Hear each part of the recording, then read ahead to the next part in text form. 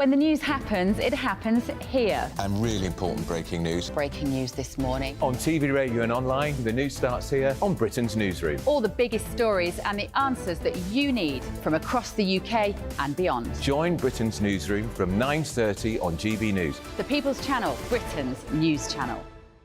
GB News, unlike other broadcasters, isn't obsessed with the London-Westminster bubble. We think there's a nation beyond the M25, and that's why we talk about the issues that matter across the land. Join me on State of the Nation, 8 to 9 o'clock, Monday to Thursday, on GB News. Daisy's listening, and you should too.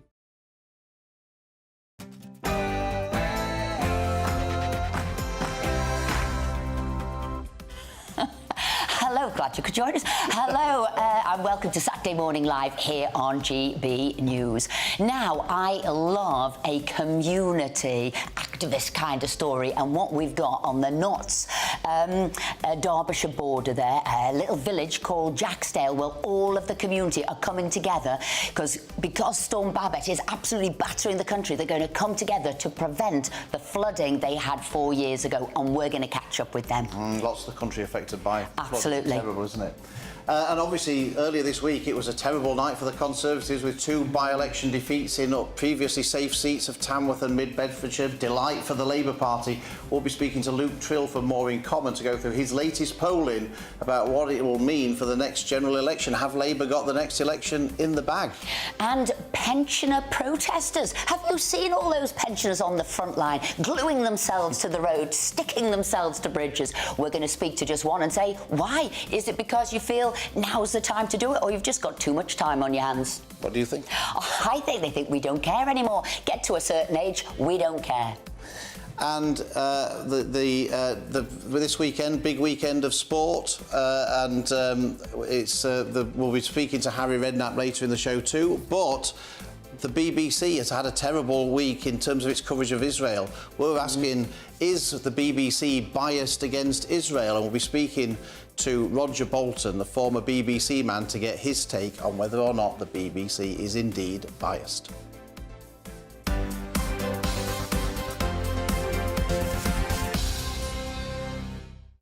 And of course, we want to hear what you think about all of these stories and anything else that's concerning you, so email us, join in the conversation, gbviews@gbnews.com. But before all of that, we get stuck into all of those things. Here's the latest headlines with the wonderful Sophia.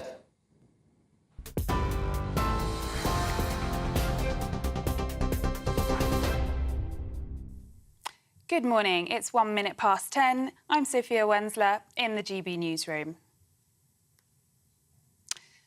Aid has started flowing into Gaza, with the Foreign Secretary James Cleverly describing it as a lifeline for Palestinians. Trucks carrying supplies have been entering the Strip through the Rafah crossing, which opened this morning. It comes 2 weeks after the mass attack in Israel. In response, Tel Aviv bombarded the territory and imposed a blockade, preventing the delivery of the food, water and fuel.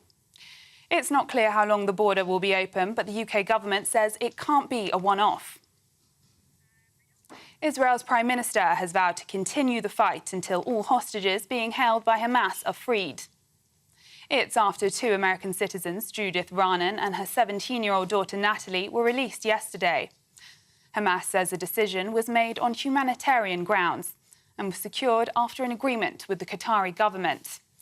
Around 200 people are still being held after terrorists stormed through southern Israel on the 7th of October. Tens and thousands of Palestinian supporters are expected to take part in a march in London later. The Palestinian Solidarity Campaign says protesters will be calling for an end to the violence in the Middle East and for the government to stop supporting Israel's actions. Former member of the Israeli parliament, Dr. Einat Wilf, says that even though Hamas doesn't represent all Palestinians, there's still a lot of support for the group. There is massive sympathy for Hamas and for what they did, and a sense that in what they did, they represented the Palestinian cause. This is why you see in Britain, everyone's saying free, free Palestine. So we need to understand that a future can only be built if the Palestinian people as a whole will finally cease constantly creating from within them terror group after terror group in order to free Palestine. 6 Oxford City councillors have resigned after remarks by the Labour Party leader on the Israel-Hamas conflict. They say they disagree with Sir Keir Starmer, who appeared to suggest that Israel has the right to withhold energy and water from Gaza. In a statement, they say Keir Starmer endorsed collective punishment and siege instead of calling for an immediate ceasefire and de-escalation. But Sir Keir says he intended to say that Israel has the right to defend itself within international law. Storm Babette is not showing any sign of stopping as it continues to sweep across the UK. Another red weather warning has been issued for parts of eastern Scotland all day, following widespread flooding and 3 deaths. An amber warning for rain is in place across parts of northeast England, and there are yellow weather warnings for wind and rain across much of England. Around 55,000 people were left without power as a result of the storm, with the majority now reconnected to the grid. Weather expert Phil Morris says the storm is unprecedented. There's going to be another red warning being issued for Scotland. There's going to be another 100 to 200 millimetres of rain again in that red warning area around Angus, that part of Scotland. And it has been an exceptionally wet period. This air has come from the south, from the Azores, full of moisture, and it's literally emptying itself over large parts of England, giving unprecedented conditions. Around 2.1 billion Britons are behind on essential payments. That's according to research by Which. This includes household bills, loan and credit card payments. The consumer company says 55% of households have made changes to cover essential spending, like possessions, dipping into savings or borrowing. More than half are also expecting the economy to worsen over the next year. Recycling in England will be standardised from 2026. The plan will see homes, businesses and schools recycling the same materials. There will also be a once-a-week minimum food waste collection to reduce the amount going to landfill. It's all part of the government's drive to simplify the process. Current recycling rates in England are just over 44%, which has been the same for the last decade. This is GB News across the UK on TV, in your car and on your digital radio, and on your smart speaker by saying play GB News. Now it's back to Esther and Philip.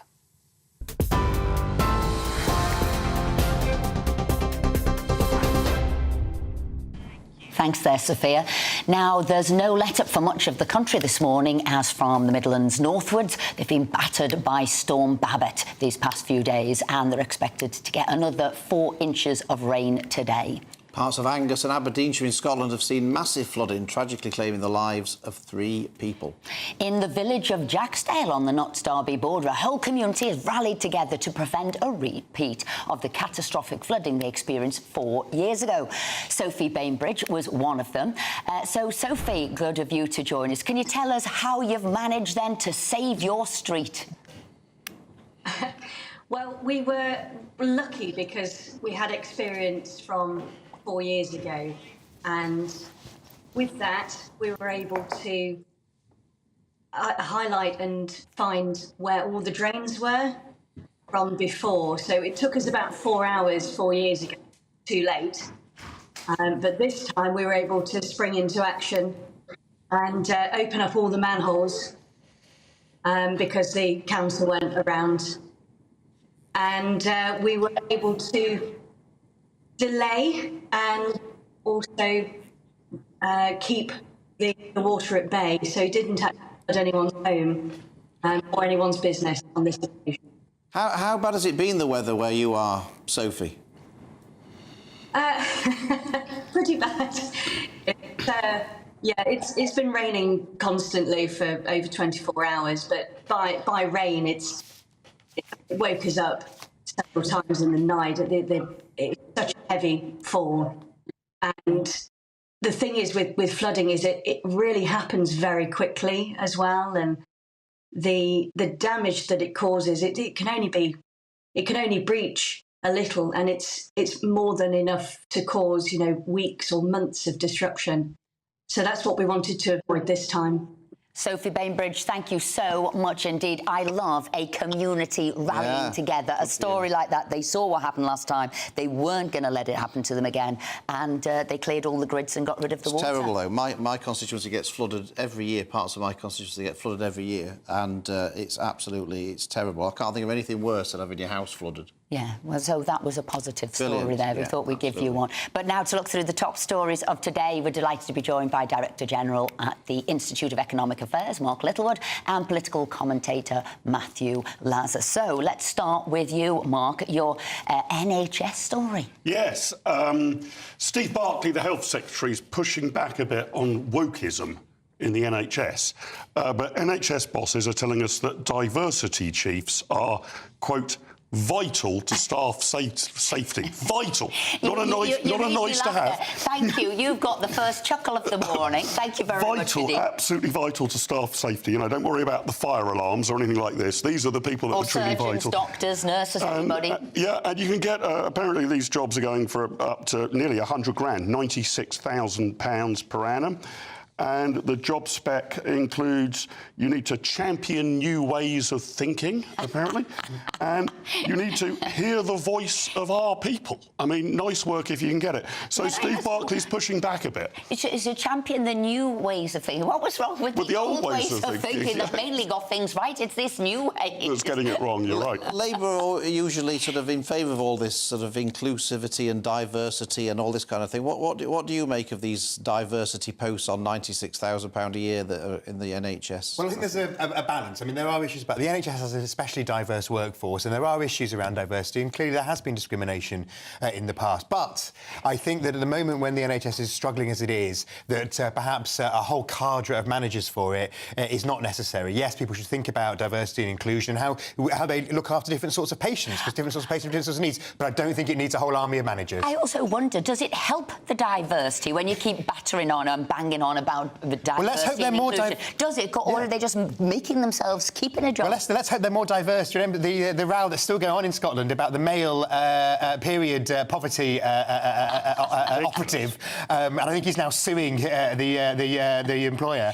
Because obviously he knew so much about period poverty. Yes, exactly. They employed him. So, I mean, I think we need to make... You know, sometimes you end up with... I mean, I was at the BBC, they used to do diversity seminars and then end up with more Oxbridge white men in charge. So let's hope the NHS doesn't go down that path. So it's 3 cheers for Steve Barclay, is it, from you? Yeah, no, he's pushing back really well. And I just wonder the next time that there's a kind of pay round in the NHS, we actually do a ballot of the Royal College of Nurses and whoever else and say, well, we could afford you a pay rise, but these jobs will have to go. Which one do you want, a pay rise? Or do you feel you need these equality, diversity and inclusion officers on your shoulder in order to make people healthier? I bet the nurses would vote for the pay rise instead. Negotiating. Or be a diversity trainer, which is a growing industry. Yeah, make yourself redundant. You could take the job and then make yourself redundant. Yeah, Fantastic. that's the way to do it. What's your big story? Well, I think we can't avoid the by-elections fallout. Thought you might say that. Absolutely. Well, my lot are still... Labour advisor getting in there. My lot are still on cloud 9, and actually, maybe we'll come to in a minute how they need to be careful about being complacent. But I think, first of all, it's Richard Tice has got a piece on the Telegraph online this morning saying that he wants to help get the Tories out, revelling in the fact that his party Reform, which is the old Brexit party rebranded, the votes they took in both by-elections were bigger than the majority that Labour took in both of them. And he's saying that he's pleased about that. Right, and he wants to make I read that piece, and I actually thought, as most of them could well be former Tories, do you think that's going to be helpful for his brand to go out there and so gleefully say we want the Tories to lose, as most of them will be Tories whose... I thought it was surprising to be so open and bold. Literally, he says, you know, I want the Tories to lose, I want to be part of the anti-Tory thing. Now, his reasoning is he wants to rebuild a party to the right, you know, he wants to replace the Tory party and have what he would see as a true Conservative party. But as you say, I'm not sure how much those true blue voters will think, you know, this is a bit of a protest, but I don't really want to see myself as part of the opposition. Do you now see Labour as a shoe-in for the next election on the back of these by-election results? Yeah, pretty much. I've thought that for quite some time. I mean, a lot of the newspapers are saying, is this 1997 all over again? Could be. The polls are in about the same place. I am of the view that Labour support might be, you know, a mile wide but only an inch deep. But be very hard to see them losing from, 18-20% ahead in the opinion polls with what's probably a year to go. So I think they're in. On the Reform UK lot, though, I think you've always got to be careful to look at the Reform vote and assume if there wasn't a Reform candidate, every single last man and jack of them would have voted Conservative. It's a bit more complicated than that. Some wouldn't have voted, some would have voted Labour, some would have spoilt their ballot paper. So the mere fact that Reform's vote was bigger than the Labour majority doesn't mean the Tories would have won without them. But you say Labour support a mile wide, an inch sort of deep. People are saying, but what should the Tories be doing? And people today are talking about stamp duty maybe cuts. There is room there to do some form of tax cuts. Would you be up for that? I'd be up for that, but it's not as bold as that, even, Esther. I think the suggestion is to promise tax cuts in the future, not to even have them now. So it's not conservatism today, it's conservatism tomorrow. Not jam today, jam tomorrow. I'm not sure that will cut it. What do you're very close to Liz Truss. Lots of people say, look, the reason why the Conservatives are so far down in the polls is because she completely trashed the brand, left the party 35 points down in the opinion polls. Do you subscribe to any of that? I mean, definitely the Truss administration didn't help the Tory brand, but the Tories have been in power for 13 years, of which 49 days of that was Liz Truss. Difficult to pin it all on her, I'd suggest. Well, but it's from 2019 onwards that the downward... Yeah, but I would say the overview of the whole thing... I mean, you've had the whole Boris scandal. What have the Conservatives done since Rishi Sunak's taken power? Taxes at the highest level since the Second World War. Stopping the net zero agenda, well, again, and also getting rid of HS2. So he is looking but only at those swerving finances. away from it a little, right? He hasn't abandoned carbon net zero. All of the HS2 money is going to be spent on transport anyway. And there's a story today that he's not going to scrap EU green laws, which he was going to do in the Telegraph. That he's actually not that he's not going to be quite as firm in the. There's lots of things he's not doing, and not many things he is doing. But people calling on him to be bolder. We've seen the results. Absolutely. As you say, a long way to go.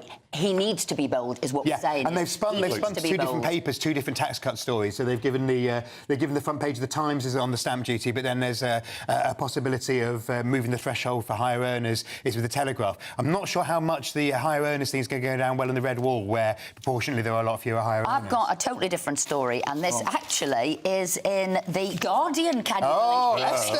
I think I picked up the wrong paper. But going over to the dark side. I'm ahead of the curve. But I did see this, and it just made me smile. It was Gwyneth Paltrow there saying, stop calling celebrity children Nepo babies, as in nepotism, because what their children are all doing. So obviously her daughter Apple is now a Chanel model. But as she says, don't say that, we're not Nepo babies. And then you look who she's the daughter of a famous actor and a famous director, and the goddaughter of Steven Spielberg, who when he was giving... None of which helped her career at all, did it? As he was giving her a lift home in the car, he said, do you fancy being in a movie? But what do you think about nepotism? She's saying, well, look, doctors' children become doctors. It is what you know. So do you think there's an issue with nepotism? Well, I mean, it happens, doesn't it? It's not. It's hardly surprising if you come from an acting family, you're more likely to go into acting. If your father's a footballer, you're more likely to... I'm interested in nepotism. But it's actually, I would just say it's more... it's more network effects, right? If you're embedded in Hollywood and your parents know lots of actors and producers,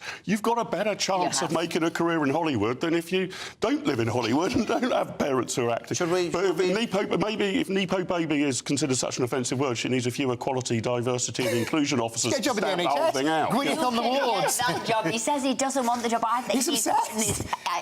Should we get annoyed about nepotism, or should we just accept that that's the way of the world? I mean, I think Mark's right. That there are famous acting dynasties where people have totally got their... obviously they've been imbued in it from the mother's milk, as it were, but they've got there on their own talent. I think sometimes people become influencers because they've got the brand recognition. I was always against sort of the nepotism. I'm always about extending opportunities. Absolutely. Anybody can achieve if you're given the right conditions. We don't want political dynasties, which the Americans are obsessed with, the Clintons, the Bushes. I'm rather against that people should, Kennedys, absolutely. Quite a few. We've got a few here, yeah. We've got the two sisters, of course, in the two Reeves sisters. The Reeves, both in the Shadow Cabinet. Yeah, and obviously the Eagles. And the Eagles, both not in the Shadow Cabinet currently. And the Miliband's, my God, there's loads in Labour. They're more siblings. They're more siblings than inherited in the parents. Anyway, we've got to... It's obviously obligatory to have a sex story. In the first hour, Philip, we normally save that for later. I've got one in the second hour as well. Don't worry about that. Saucy devil. Anyway, Esther's been faffing about with The Guardian. I've been with the heavyweight Daily Star this morning, page 20, women on top. Women are now the boss in the bedroom. They are twice as likely to have an open sexual relationship than men, apparently. The website's membership data reveals that while 14% of blokes are in apparently a DNM, a disclosed non-monogamous relationship, almost double the number of women are in one. Oh? What should I make of that? Well, I'm glad you've read that. I mean, dare we ask? Dare we ask? Now found out what's happening. I can't do the maths here. If it's an open relationship, it applies to both parties. Yeah. So how can women be twice as likely as men, right? They're either both in an open relationship or they're not. It sounds like the blokes are saying they are, whereas women are just not saying it, but doing it and doing it more often. So that's just a cheating relationship, not an open relationship, just to be clear. More women discuss their sexual preferences and desires with their partner compared to men. But if they're discussing it with their partner, doesn't the partner have to say something back? Otherwise, it's a fairly one-sided conversation. It's a monologue. Men have become even more passive than I thought. Sex speech rather than a sex conversation. They've probably tuned out, to be honest. They probably thought they were being nagged and just tuned out. Come on, don't bring what stays in the bedroom goes on. No, doing the shopping list, or hang on, there's a crack in that ceiling. The painting needs to be done. The wallpaper needs to be done. There's a serious thing about open relationships. Are actually, I mean, there's a lot of open relationships in the gay male community. They're obviously becoming more common. When will we see our first politician who does an interview, not with the, not with the wife, husband, boyfriend, partner next to them, but instead has to disclose that they're in an open relationship? Layla Moran from the Lib Dems came out as pansexual. Maybe next person, somebody comes out saying, I'm an open relationship. There's no point in the Sun or the news of the world as it was on my doorstep because we're open about it. Wasn't Trump the first one to do that? Bit of controversy. You both will be back with us in the next hour. Phil, you might not be with the calibre of those stories. Absolutely. Also, I should just say, we also did a Twitter poll we talked about to the Sophie from Notts Derbyshire Board about the flooding. We did a Twitter poll, was Storm Babette caused by climate change? The answer was yes, 11%, no, 89%. So a whopping no, saying it's just I know Sophie's Village, by the way, Jacksdale. I know it well. Oh, why are you not there helping to clear up? I should be. It's in Lee Anderson and Gloria's constituency. I'm going to call her up and say Matt's on his way down. Absolutely. We've got a volunteer. Anyway, coming up, we'll be pondering what those by-election results mean for all of the main parties. And broadcaster Roger Bolton will be here to discuss another bruising week for the BBC. Are the BBC biased?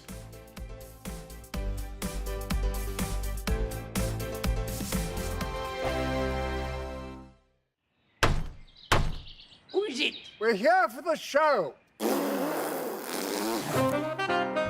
More energy this time! Welcome to the Dinosaur Hour. I was married to a therapist. And you survived? I thought we were getting Hugh Laurie, second best. You interviewed Saddam Hussein. What's that like? I was terrified. I'm playing strip poker with these three. Oh! No, thank you. My CDs need to be put in alphabetical order. Are you going to be problematic again? The Dinosaur Hour. Sunday, the 29th of October at 9 on GB News. What you get for breakfast is something that, if we do our jobs right, you will wake up to news that you didn't know the night before. It's a conversation. It's not just me and Eamon. We want to get to know you, and we want you to get to know us. From 6, it's Breakfast with Eamon and Isabel. Monday to Thursdays on GB News. Britain's news channel.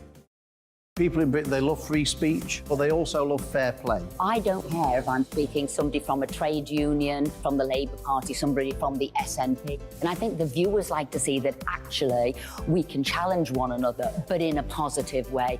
We think we ask the questions that people want to ask, and often we ask the questions that we wanted to ask in Parliament but never got the chance to ask. So join us every Saturday, 10 a.m. till noon on GB News, Britain's news channel. Nightmare commute. Kick it up a gear with me, Patrick Christie's at Drive Time, 3 till 6 p.m, Monday to Friday on GB News Radio. You can listen online and on DAB+, on the smart speaker app and on the GB News app. And if you've got an Alexa, all you have to say is, Alexa, play GB News. We're also on TuneIn and the Radio Player apps. From the school run to rush hour, get revved up with me, Patrick Christie's, on GB News and GB News Radio. tired of the usual focus-tested, pre-prepared Westminster runaround? Well, so am I. So you want higher taxes? Is your department to blame for this? Are you rethinking this policy? Every Sunday at 9:30, I'll be sitting down with those in power to get the truth about the issues affecting you. Let's be honest, we've known about the cost pressures of this project for years, not months. That's the Camilla Tominey Show, a politics show with personality. On GB News, the People's Channel, Britain's news channel. Now then, Lee Anderson here. Join me on GB News on my show, The Real World, every Friday at 7 p.m. I'm not eating bloody cat. Are you Delicious. mental? Open your mouth. OK, here comes a train. Reminds me of the scene in Singing in the Rain. Adam, is that a good one? Whoa! Join me at 7 on GB News, Britain's news channel. When the news happens, it happens here. And really important breaking news. Breaking news this morning. On TV, radio and online, the news starts here on Britain's newsroom. All the biggest stories and the answers that you need from across the UK and beyond. Join Britain's newsroom from 9:30 on GB News. The People's Channel, Britain's news channel. GB News, unlike other broadcasters, isn't obsessed with the London-Westminster bubble. We think there's a nation beyond the M25, and that's why we talk about the issues that matter across the land. Join me on State of the Nation, 8 to 9 o'clock, Monday to Thursday, on GB News. Daisy's listening, and you should too.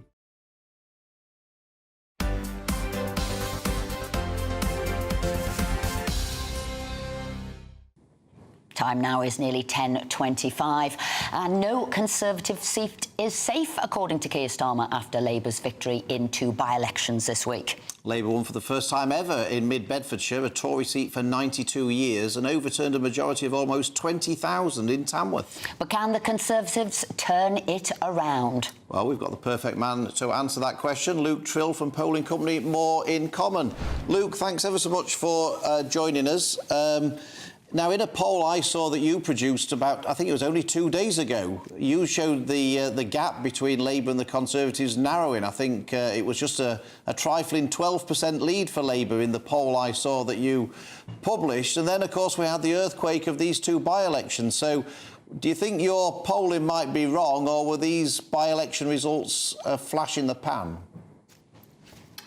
Well, I'm never going to say that I think our polling is wrong. I think if you look at that 12-point Labour lead, which we have in our opinion polls, you would expect that to translate into a reasonable Labour majority in the general election. And what you see in by-election is that swing tends to be magnified.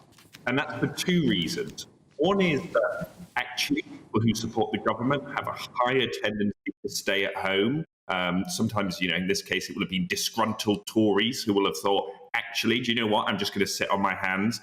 And then you've got another group of people who go out and actually, I want to send the government a message. I want to tell them to up their game going forward. And so I'm going to vote for another party, whether it's Labour, Reform UK or the Liberal Democrats.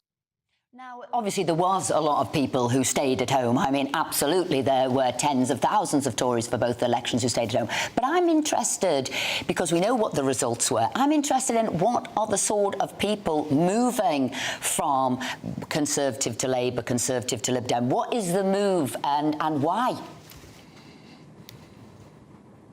So when it comes to opinion polling, we often talk about those headline figures, the sort of Labour lead, what percent of the Tories on, what percentage are Labour on. There's actually another figure which is almost more important to look at, and we call that the retention rate. And that is basically the number of people who voted Conservative in 2019 who still say they'd vote Conservative if there's a general election tomorrow. And what that shows at the moment is, out of every 100 people who voted Conservative in 2019, about 55 of them say they would still vote Conservative. So 45 out of 100 going elsewhere. And if you break that 45 down, it basically comes in 3 chunks. About 11 out of the 100 say they're going directly to Labour. So they're the Conservative to Labour switchers. About 7 or so out of the 100 would be going to a party like Reform UK, and obviously we saw they did better than they've done in some by-elections this week. But then the biggest chunk, it's about 18 out of the 100, are going from Conservative to Don't Know. And so they are the biggest block of swing voters at the moment, those Don't Knows.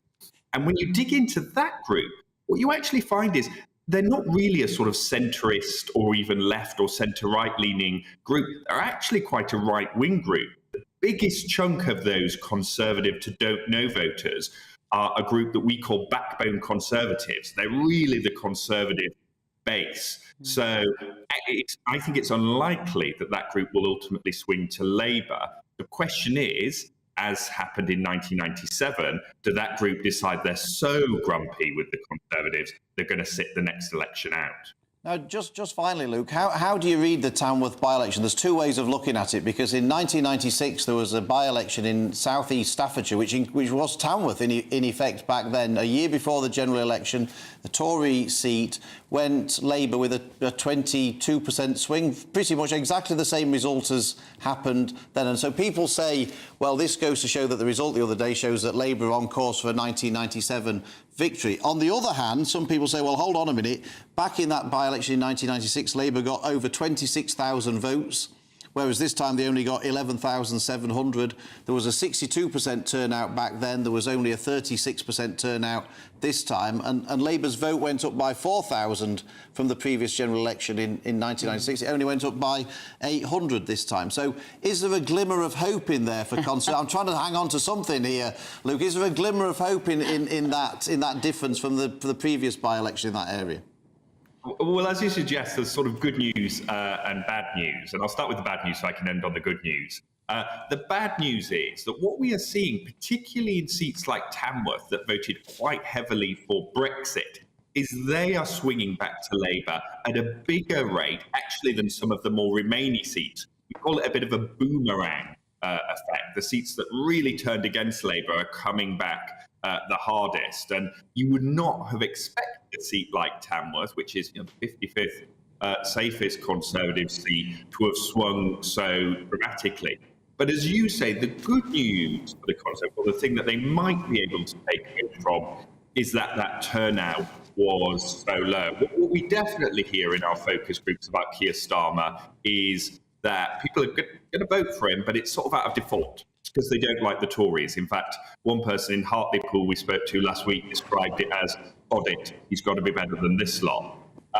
And so the question is, if Starmer continues not to set out what he'd do differently and set out his own brand, does that then give the Conservatives an opportunity to say, look, I know you're angry with us, but actually we've got a programme for government. I'm not sure these guys do. Well, on that note, Luke, yes, thank you very much. We'll cling on to that. Thanks for joining us. You doing all your research last night. I wondered if the audience had glazed with all the figures you had there, but you were trying to give some comparisons, give differences from 1997. No, I was with you.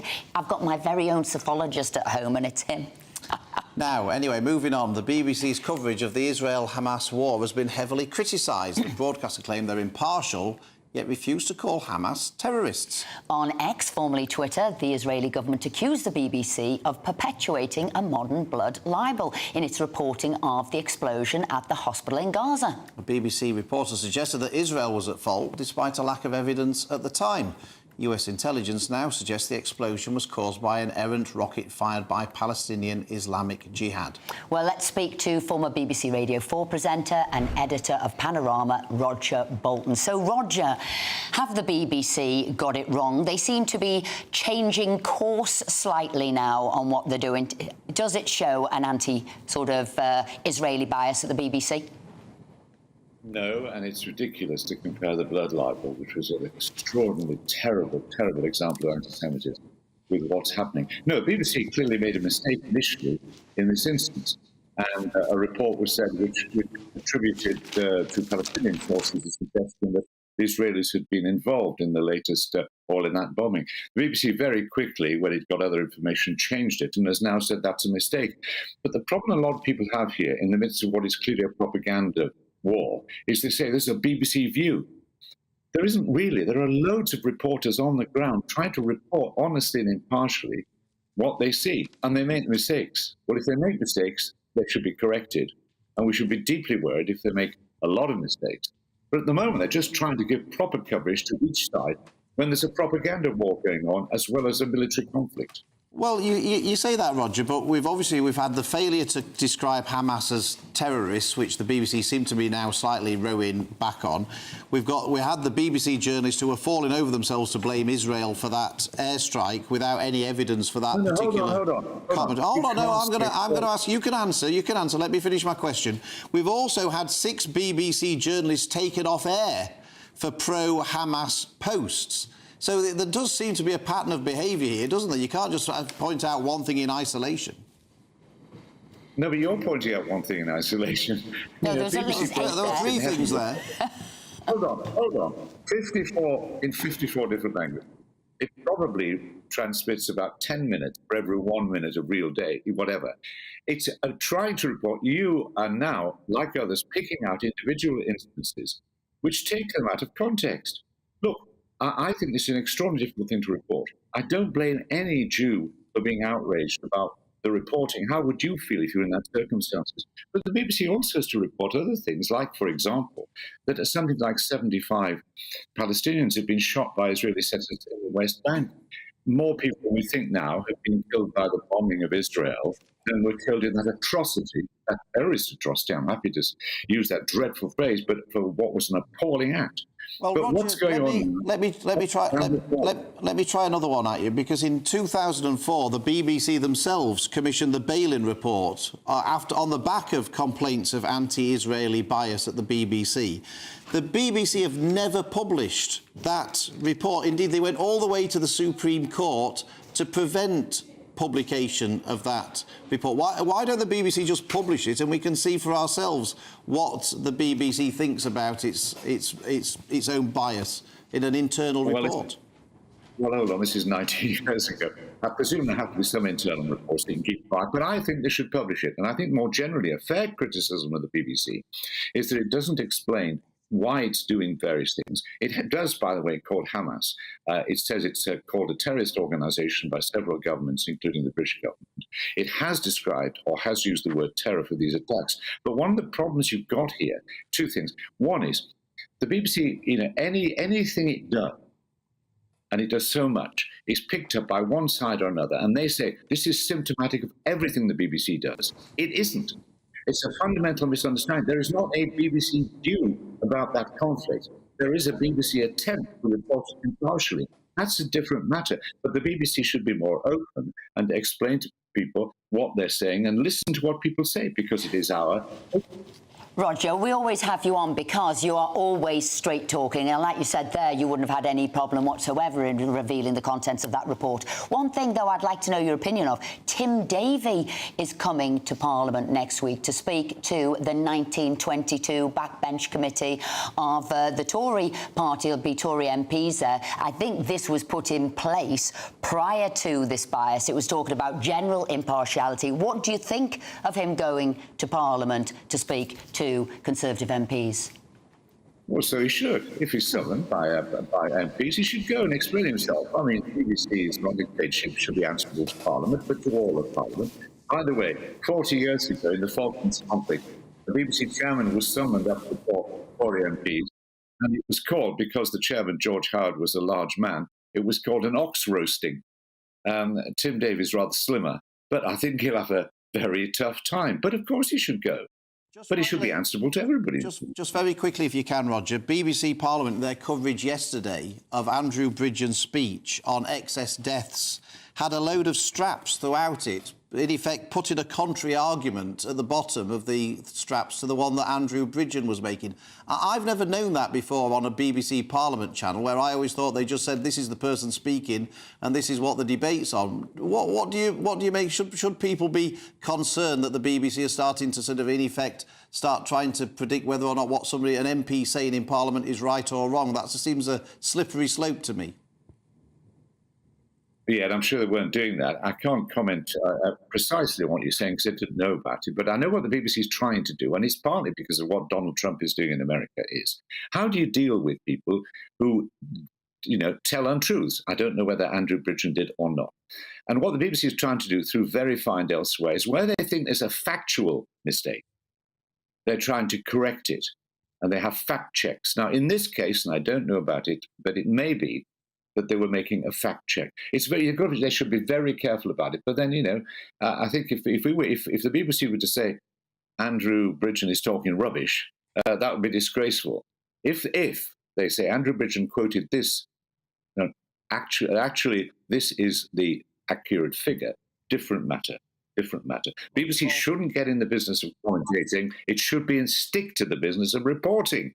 Thank you very much, as ever, for your forthright opinions. We very much appreciate your time.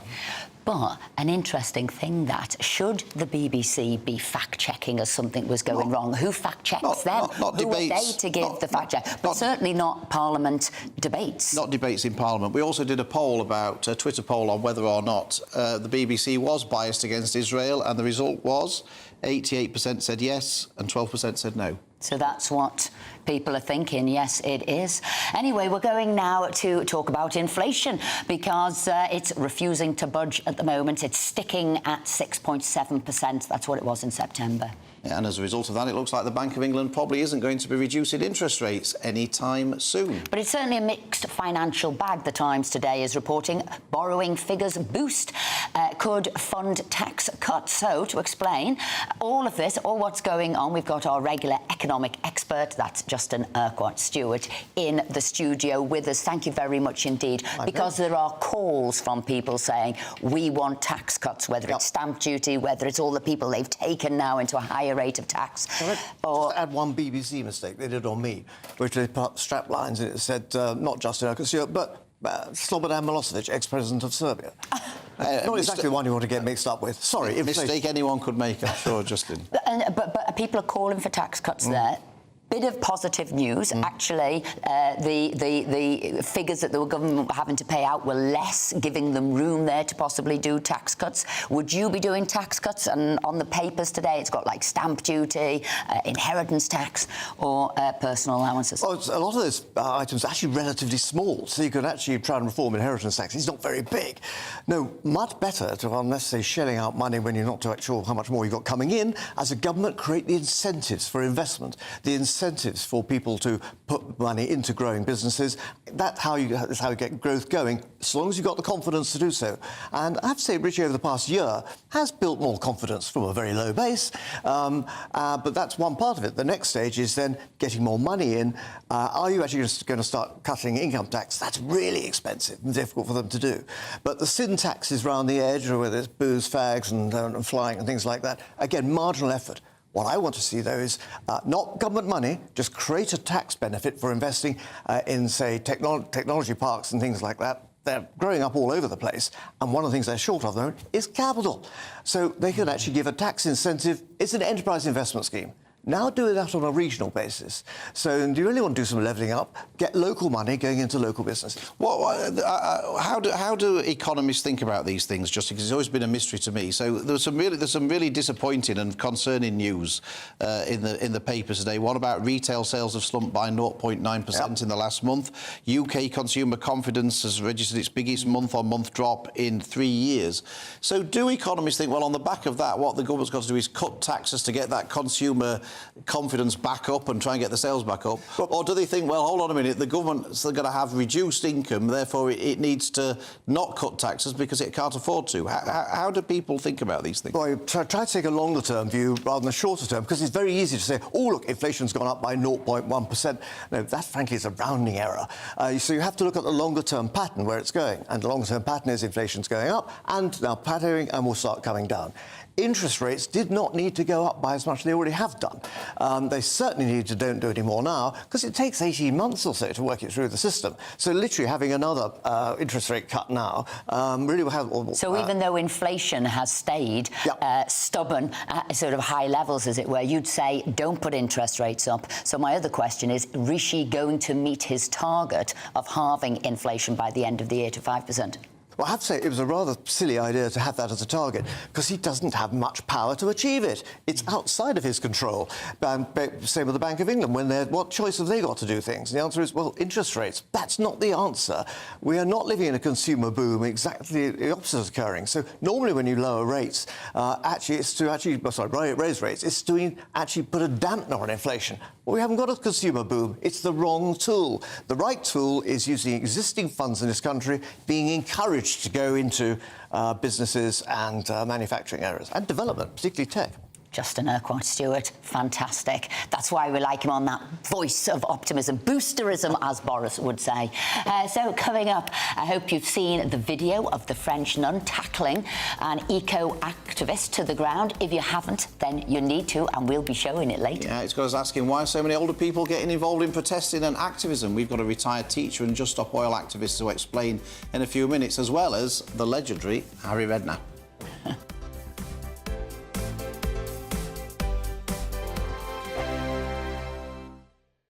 I think the most exciting bit for me is talking to ordinary people. People who I think are ignored often by the major news channels.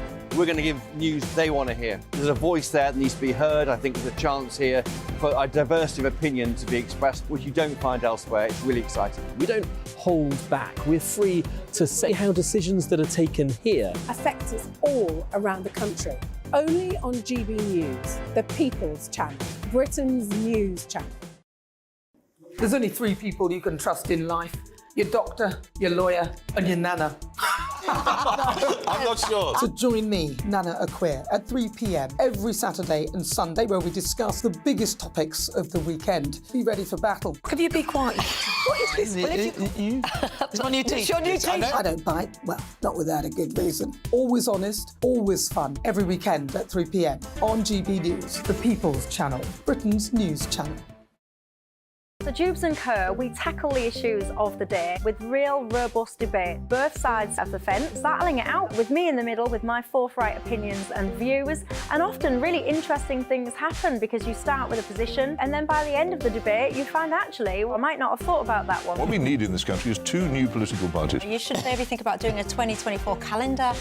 I'm Michelle Dewberry and I'm keeping you company right through until 7 o'clock this evening. GB News, the People's Channel, Britain's watching. Join us every night on GB News at 11 p.m. for Headliners, which is 3 top comedians going through the next day's news stories, which is exactly what you need, because when the establishment has gone crazy, you need some craziness to make sense of it. Headliners. You don't have to bother reading the newspaper. We've got it covered for you. Every night at 11 p.m. and repeated every morning at 5 a.m. We won't send you to sleep like some of the other paper review shows out there. So join us 11 p.m. every night on GB News. The People's Channel, Britain's news channel.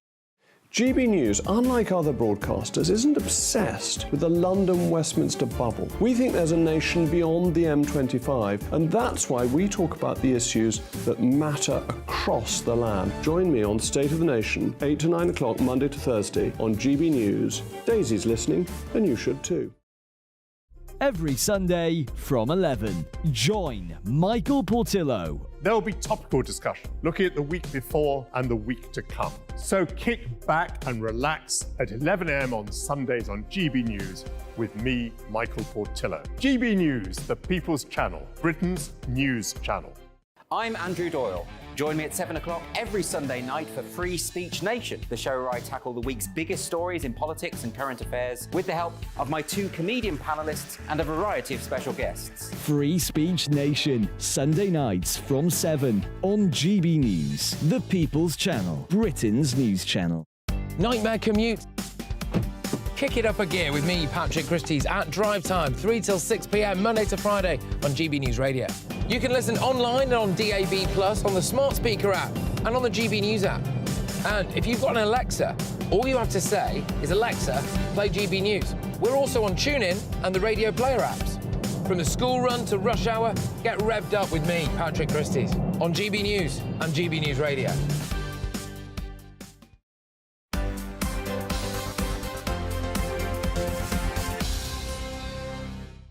Welcome back to Saturday Morning Live with Esther and Phil. The time now is 10:47. We've had lots of views coming in. We had at the start of the show a lady called Sophie Bainbridge from Jacksdale Village who said she didn't want flooding. The whole community came together 4 years ago. They'd been badly flooded, so they cleaned out the drains and the flooding has stopped. So what we've got here, John saying the main reason for flooding is that drains aren't cleared. There's leaves in there and debris and they're blocked up.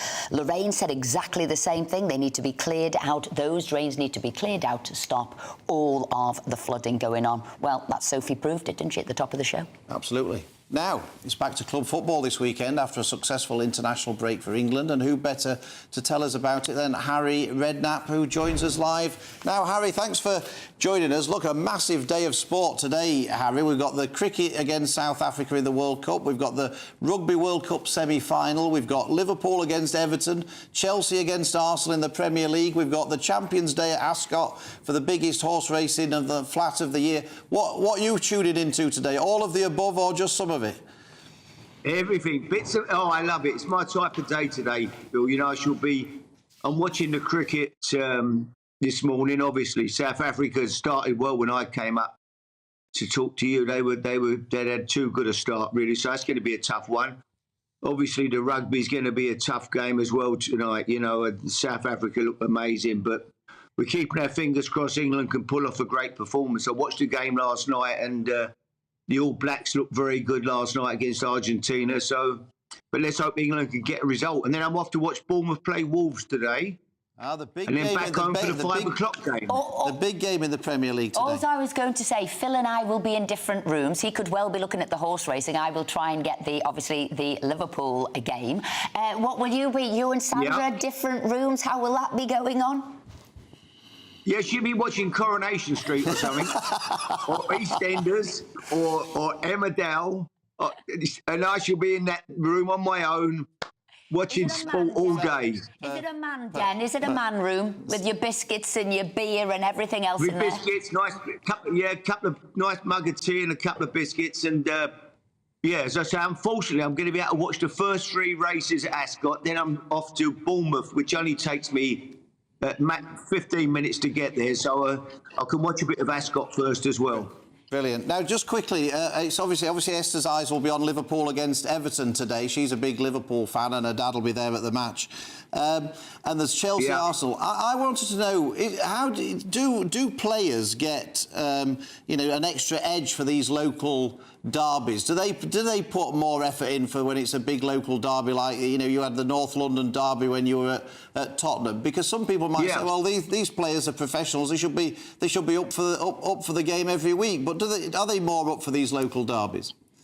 I think they'll realise today on Merseyside, Liverpool-Everton's a massive game, and I think Liverpool are in good form. I can only see a Liverpool win, to be fair, today. It's going to be a tough day, I think, for Everton. But I don't think it's quite the same as it was, Phil. Back in the day, there were a lot more local players, lads who grew up understanding the rivalry between the clubs. Now we've got more and more foreign players coming. They probably don't understand. They haven't got the history of the local derbies and the rivalry, probably like back in the day when there were a lot more local lads playing. Yeah, no. Anyway, Harry, look, you enjoy your day of sport. Thanks for joining us, and I'll let you get back to the cricket. Thanks ever so much. I love the fact he's got a man den, telly in there, his beers or coffee or whatever, all his biscuits. Fantastic, just like you. What a hero. Just like him. Anyway, the French rugby team might have crashed out of the World Cup last week, but maybe they should have had this nun on their team. Take a look.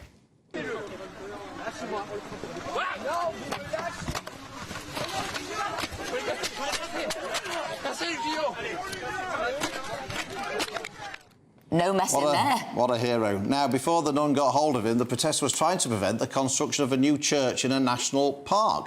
But it got us wondering, after seeing the grey-haired protester dragged to the ground, why is it so many older people are getting involved in protests and activism? Well, Fiona Atkinson is a retired teacher and an activist with Just Stop Oil. So, Fiona, what's going on? Why are so many retirees taking to the streets? Well, I think it's because of people like you and Esther, Phil, because of MPs not doing their job properly, and because of your leaders giving out new oil and gas licences like confetti and lying to us about energy security. So somebody has to get out there and tell the truth. But is it because you're now a retired teacher? Lord knows what you're telling your kids at school. But is it because you've got more time on your hands now? Or do you think because you're of a certain age that you think, do you know what, this is what I want to do, this is what I want to be remembered for? I'll tell you what, Esther, I think it's the job of older people everywhere to protect young people, and I think that's true of you and Phil. You are both MPs and you're both presenters and you have power and you're abusing it and you're not protecting my 11-year-old granddaughter. You're not protecting the people in Scotland. Your voting record, I'm an ex-teacher, like you say, and your voting record, can I just say it's like 0 out of 10? Yeah, Fiona, hang on a sec. You two need to do some homework. That's for you, Fiona. It's not for you, it is. But we're all allowed our views and opinions. And I do a lot of work with young children. I'm really sorry, Fiona. Esther. I'm really sorry, Esther. This isn't a matter of opinion or views. This is a matter of, hang on, just let me explain, because you obviously haven't caught on. This is a matter of science. And also, you've got figures like, are you really saying that the late Queen got it wrong when she said we had to get on with it? That the Pope is wrong when he says he hopes that activists will get leaders to do the right thing and stop all new oil and gas? Yeah, well, look, it's a no-brainer. Fiona, it's a matter of democracy, actually. We have elections in this country and the public decide who to elect. So if you're, what I'm saying is, if you're right about these things, rather than going to the streets and protesting, why don't you stand for election? And if you've got right on your side and logic on your side, presumably you'll win an election. So, Phil, your comment, first of all, shows you don't really understand the urgency. We haven't got time to set up a new party and go for votes, and it costs millions. And we don't have fossil fuel companies backing us. Do you know, that sounds like a big excuse for me here, that you don't actually want to get a vote and have democracy. But hang on a sec, let's go back to why is it you think at this age, because obviously you're just deluging us with all your beliefs on Just Stop Oil, which nobody, not everybody agrees with. Esther, so why did you at this age? Not my belief. Well, this is the IPCC report. Can we just go back? Why did you want to do it at this age? Because it's not. I can't let you get away with saying it's about my belief. You can't have a conversation with her about what Fiona knew she was coming on the show to talk about. Your audience deserves to know the truth. You are lying when you say it's about beliefs. Fiona. It's about science. And I'm doing what I'm doing. I'll go back to your question. Thank you. I'm doing what I'm doing as a retired teacher because I have always loved children, and I don't want them having the kind of future that you obviously don't care about. Because we've got children here caught up all over the world in floods and fires and extreme weather. And your leader is giving out new oil and gas licenses like confetti and lying about energy security. Dale Vince, Fiona, who funded Just Stop Oil, he stopped funding Just Stop Oil because he says these protests don't work. So you're not actually doing any... Well, that's fine. That's his opinion. You can have an opinion about the protests. You just can't have an opinion about the science. The science is true.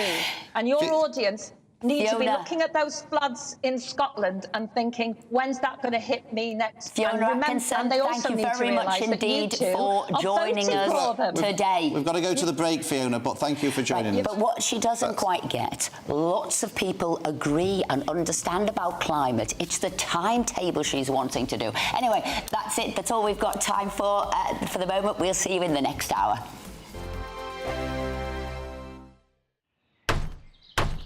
Who is it? We're here for the show.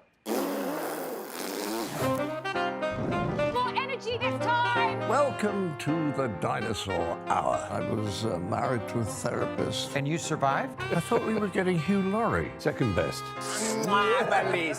You interviewed Saddam Hussein. What's that like? I was terrified. I'm playing strip poker with these three. Oh! No, thank you.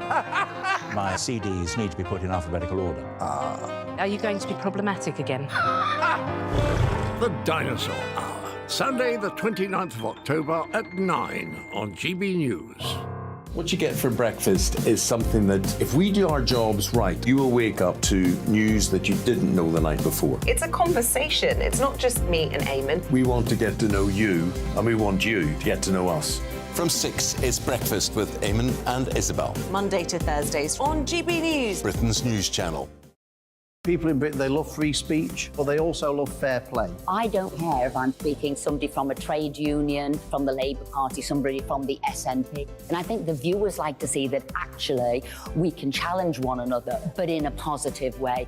We think we ask the questions that people want to ask, and often we ask the questions that we wanted to ask in Parliament but never got the chance to ask. So join us every Saturday, 10 a.m. till noon on GB News, Britain's news channel. Nightmare commute.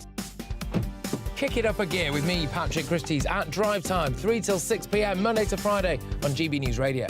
You can listen online and on DAB+, on the smart speaker app and on the GB News app.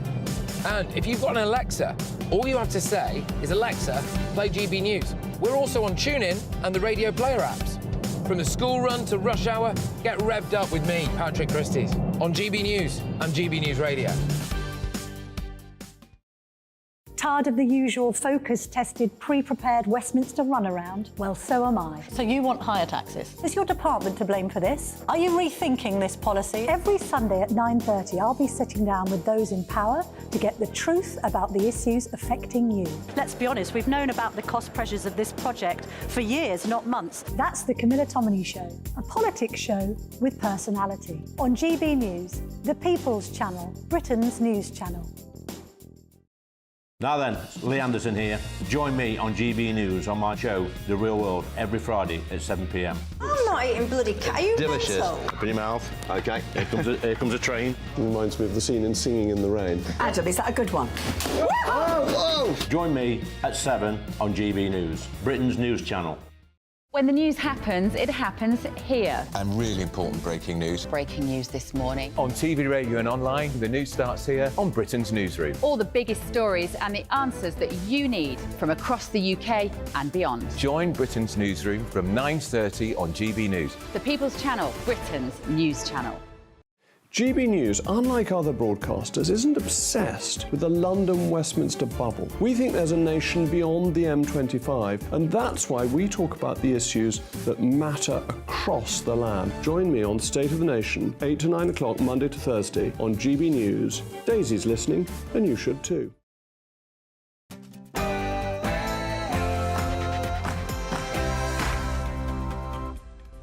Hello and welcome to Saturday Morning Live with Esther and Phil. Now, the COVID inquiry. Part 1 was about preparedness, Part 2 was about decision making. So how do people come to decisions? We'll be speaking to Professor Carl Hennigan, because he was at the inquiry this week, to see what he went through and what questions were asked or not. The government are reportedly in the King's speech going to introduce a bill to ban conversion therapy, including for trans people. Is that a good thing? Is it going to be a restriction on free speech? What does it mean, banning conversion therapy? We'll be speaking to psychologist Dr. Pam Spur.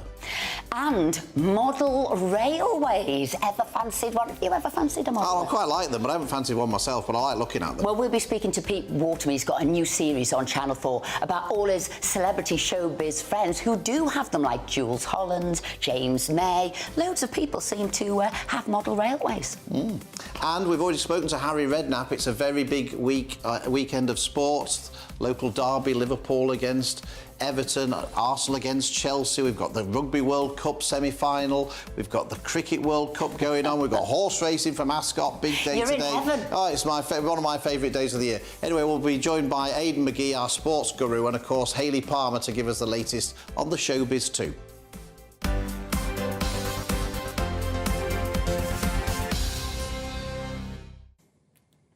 And as always, we love to hear your views, so please email us with what you think about all the issues that we're discussing today.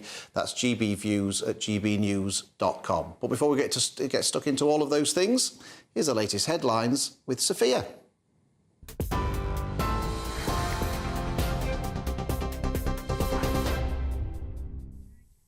Good morning. It's 1 minute past 11. I'm Sophia Wensler in the GB newsroom.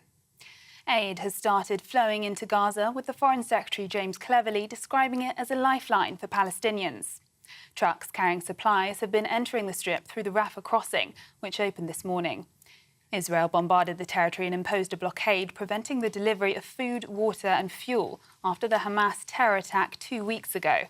The group says today's delivery won't be enough to change the catastrophic medical conditions in Gaza.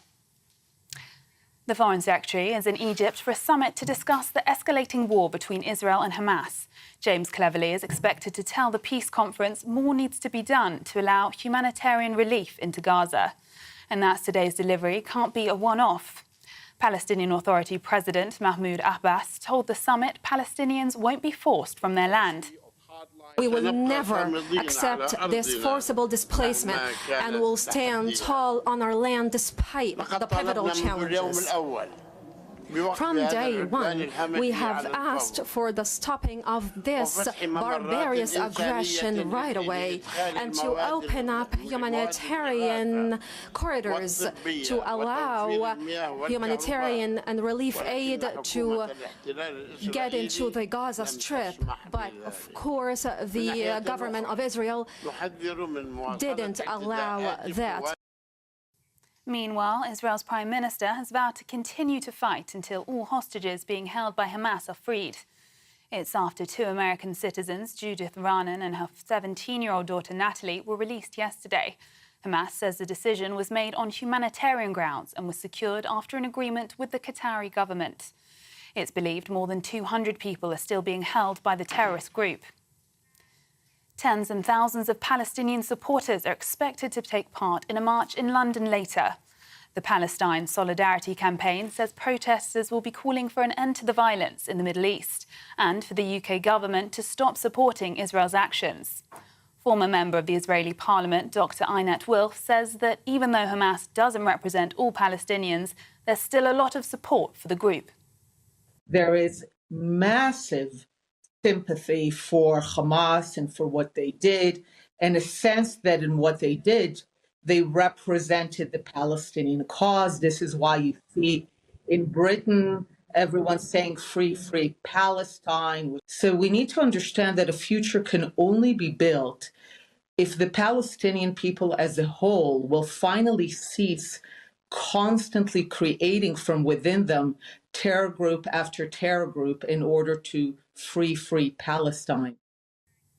6 Oxford City councillors have resigned after remarks by the Labour Party leader on the Israel-Hamas conflict.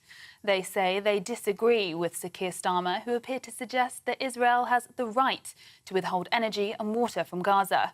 In a statement, they say Keir Starmer endorsed collective punishment and siege, instead of calling for immediate ceasefire and de-escalation. But Sir Keir says he intended to say that Israel has the right to defend itself within international law. Storm Babette continues to pose a risk to life across some areas of the UK. Another red weather warning has been issued for parts of eastern Scotland following widespread flooding. An amber warning for rain is in place across some parts of northeast England, and there are yellow weather warnings for wind and rain across much of England. Around 55,000 people were left without power as a result of the storm, with the majority now reconnected to the grid. Weather expert Phil Morrish says the storm is unprecedented. There's going to be another red warning been issued for Scotland. There's going to be another 100 to 200 millimetres of rain again in that red warning area around Angus, that part of Scotland. And it has been an exceptionally wet period. This air has come from the south, from the Azores, full of moisture, and it's literally emptying itself over large parts of England, giving unprecedented conditions. Recycling in England will be standardised from 2026. The plan will see homes, businesses and schools recycling the same materials. There will also be a once-a-week minimum food waste collection to reduce the amount going to landfill. It's all part of the government's drive to simplify the process. Current recycling rates in England are just over 44%, which has been the same for the last decade. This is GB News across the UK, on TV, in your car and on your digital radio, and on your smart speaker by saying Play GB News. Now, it's back to Esther and Philip.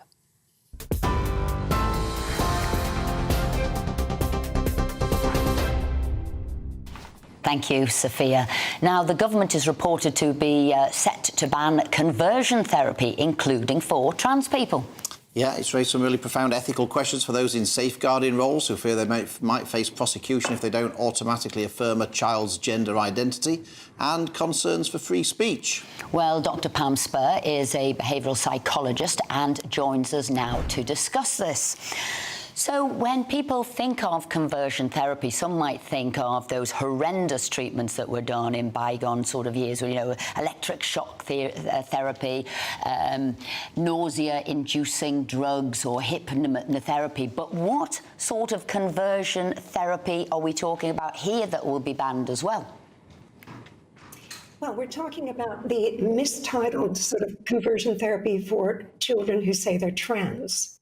Now, if the Prime Minister would only look at the independent review of the main gender identity services, the Tavistock Clinic that came out a year ago, he would see that there should be an alarm bells around calling this conversion therapy, when actually what advocates like I am talking about is ethical, supportive, and exploratory counseling for young people who say they're trans. Because listen to these stats.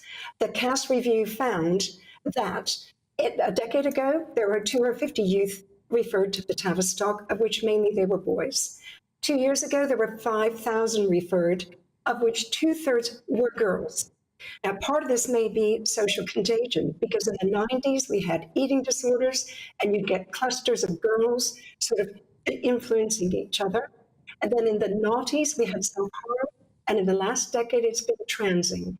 Now, of the children at the Gender Identity Clinic, 70% had 5 comorbidities, as well as saying that they were born in the wrong body.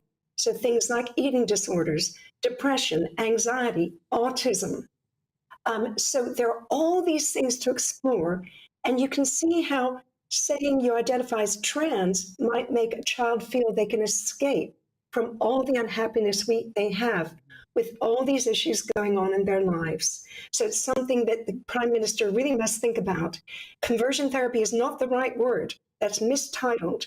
What they need is exploratory, supportive counselling to find out what's really going on when a child says they want to trans. So you obviously draw a distinction here between gay conversion therapy and trans conversion therapy, Pam. And obviously, I think everybody agrees you don't choose your sexuality, and so therefore, that's why conversion therapy is unacceptable. I guess the nub then of this debate becomes about whether or not you choose to be trans, or whether you are born into the wrong body, and it's not a matter of choice, it's just that you're born into the wrong body. So which side of that argument do you go into? Do you accept that some people are born into the wrong body, or do you think it is always a choice?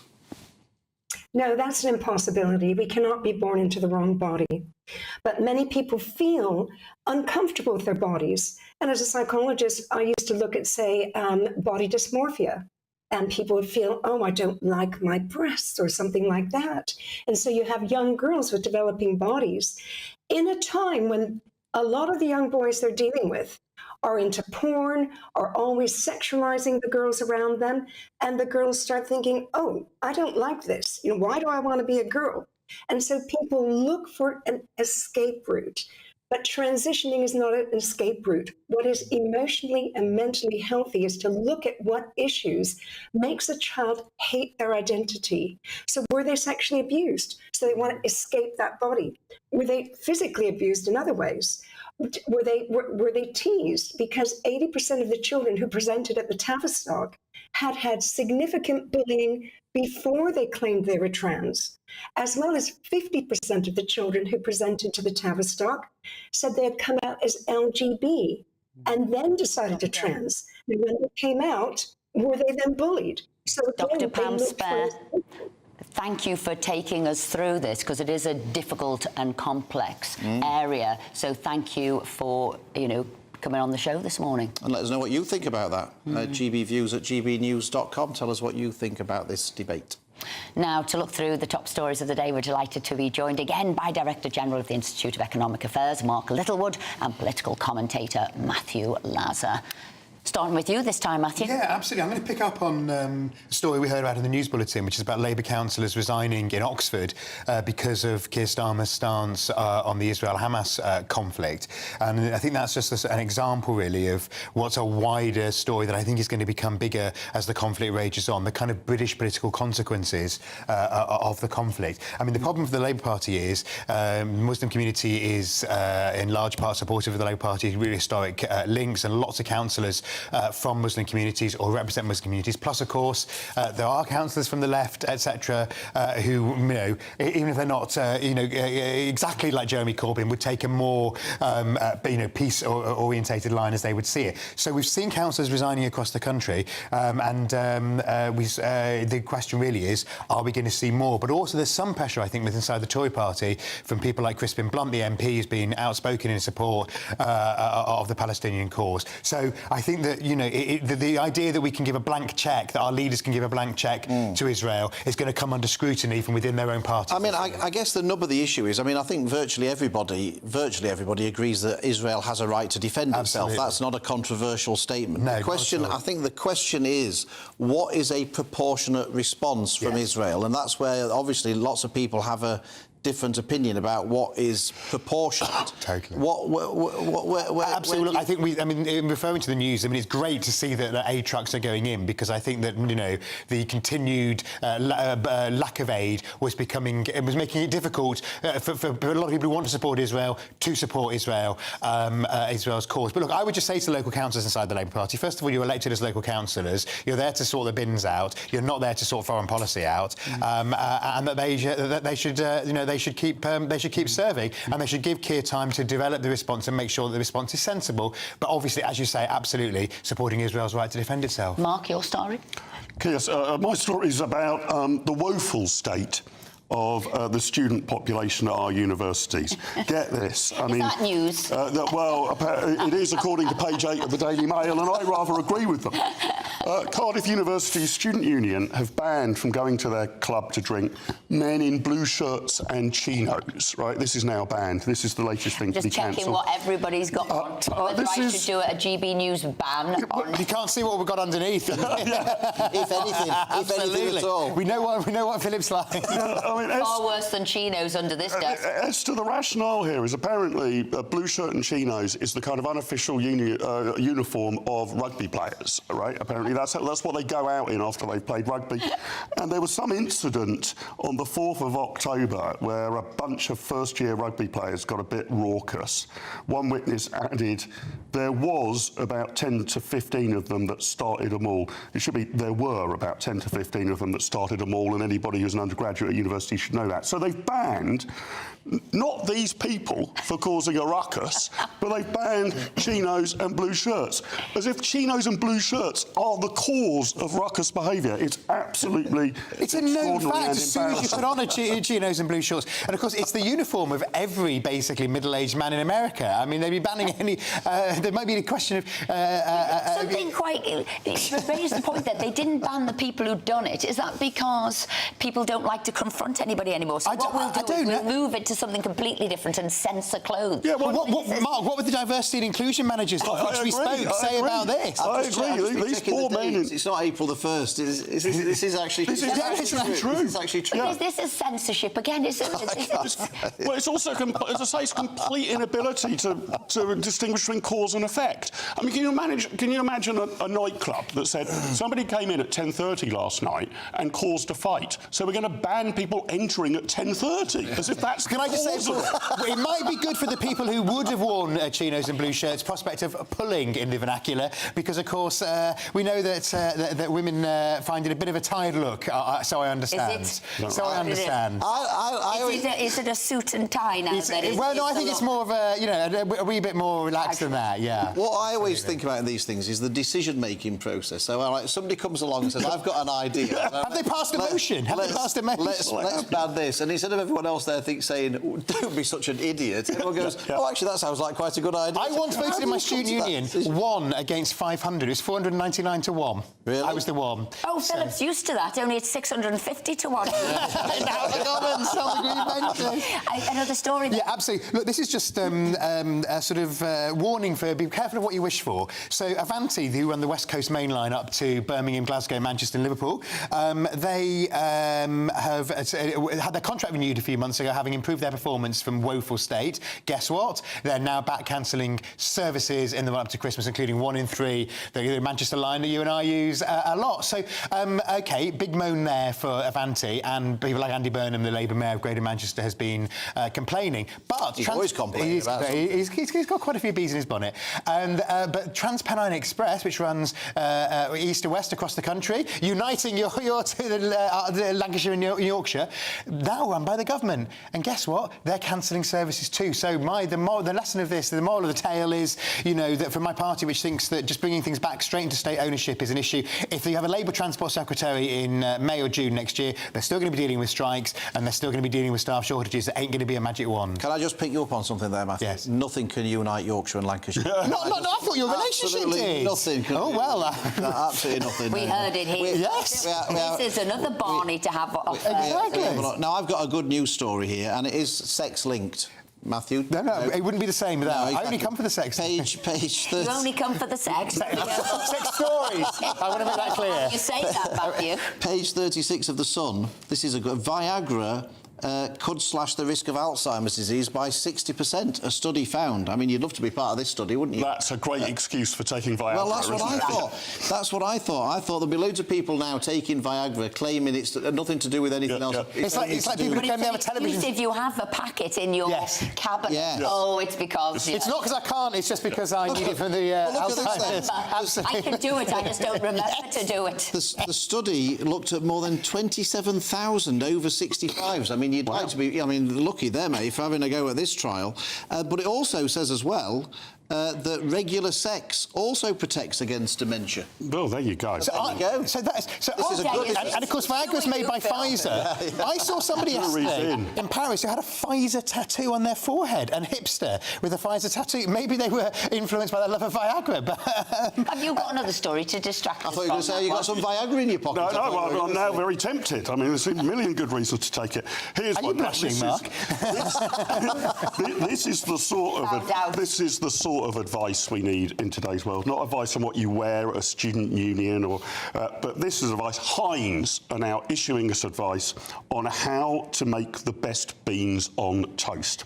Quite complicated, actually. I should confess, I'm in my early 50s and I've never cooked a meal in my life. So this advice is aimed at me. It is. I've got C, Home Economics GCSE. That's impressive. So and I'm intending to stick with. So you've got to toast 2 slices of white farmhouse bread. You've got to store the can upside down. Did you know that? And shake it before opening. Warm the beans on the hob, but never boil them. Butter the toast. I think I could probably manage that bit. And then spoon the beans on top. So. Are you a big beans on? I love beans on toast. I'm more of a bacon sarnie man myself than a beans on toast. Most of my life eating beans on toast. Yeah. Is it the only thing you can cook, Philip? No, I do that for him as well. But it is. No, I can do it. Even I can't be bothered to do anything else. I've had beans on toast, and I've always boiled it up in the pan. I've always. Oh no, you're breaking the rule. That you shouldn't supposed to do that. No.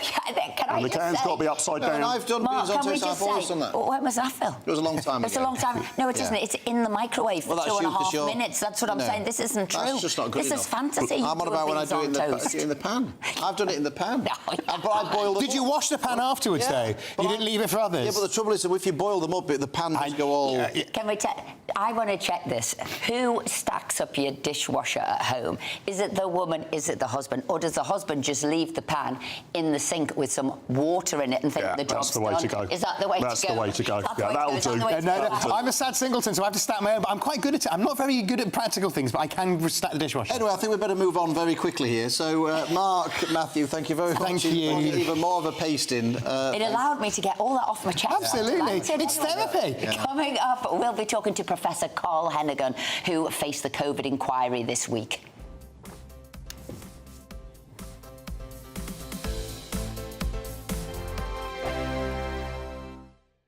I think the most exciting bit for me is talking to ordinary people. People who I think are ignored often by the major news channels.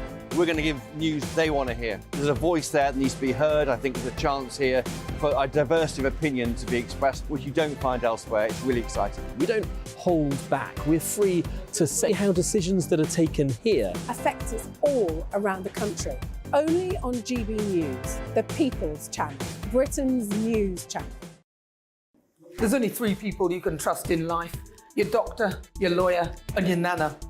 I'm not sure. So join me, Nana Are Queer, at 3 p.m. every Saturday and Sunday, where we discuss the biggest topics of the weekend. Be ready for battle. Could you be quiet? What is this? It's my new teeth. It's your new teeth. I don't bite. Well, not without a good reason. Always honest, always fun. Every weekend at 3 p.m. on GB News, the People's Channel, Britain's news channel. So Jubes and Kerr, we tackle the issues of the day with real, robust debate, both sides of the fence, battling it out with me in the middle with my forthright opinions and views. And often really interesting things happen because you start with a position and then by the end of the debate you find actually, well, I might not have thought about that one. What we need in this country is 2 new political parties. You should maybe think about doing a 2024 calendar. I'm Michelle Dewberry and I'm keeping you company right through until 7 o'clock this evening. GB News, the People's Channel, Britain's watching. Join us every night on GB News at 11 p.m. for Headliners, which is 3 top comedians going through the next day's news stories, which is exactly what you need, because when the establishment has gone crazy, you need some craziness to make sense of it. Headliners. You don't have to bother reading the newspaper. We've got it covered for you. Every night at 11 p.m. and repeated every morning at 5 a.m. We won't send you to sleep like some of the other paper review shows out there. So join us 11 p.m. every night on GB News. The People's Channel, Britain's news channel. GB News, unlike other broadcasters, isn't obsessed with the London-Westminster bubble. We think there's a nation beyond the M25, and that's why we talk about the issues that matter across the land. Join me on State of the Nation, 8 to 9 o'clock, Monday to Thursday, on GB News. Daisy's listening, and you should too. Every Sunday from 11, join Michael Portillo. There will be topical discussion, looking at the week before and the week to come. So kick back and relax at 11 a.m. on Sundays on GB News with me, Michael Portillo. GB News, the People's Channel, Britain's news channel. I'm Andrew Doyle. Join me at 7 o'clock every Sunday night for Free Speech Nation, the show where I tackle the week's biggest stories in politics and current affairs with the help of my 2 comedian panellists and a variety of special guests. Free Speech Nation, Sunday nights from 7 on GB News, the People's Channel, Britain's news channel. Nightmare commute.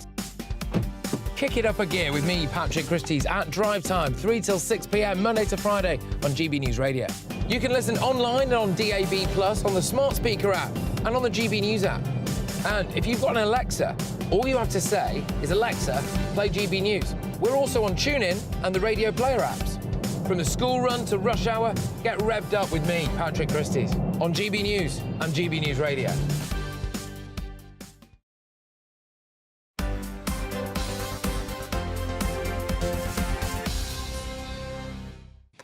Welcome back to Saturday Morning Live with Esther and Phil. It's 11:24. Lots of views coming in about all sorts of different things. Yes, Esther? we had Fiona Atkinson on earlier, one of our pensioner activists. She was with Just Stop Oil. John says net zero is nothing more than a money-making scam. We've got real problems in the country, like the cost of living. Let's tackle that before we start thinking of the environment. Susan says, I don't doubt climate change exists, but people like your guest, Fiona, is pushing it too strongly. No wonder the kids in the country are suffering from depression and anxiety when Just Stop Oil tell us we're all going to die now. Pure hysteria.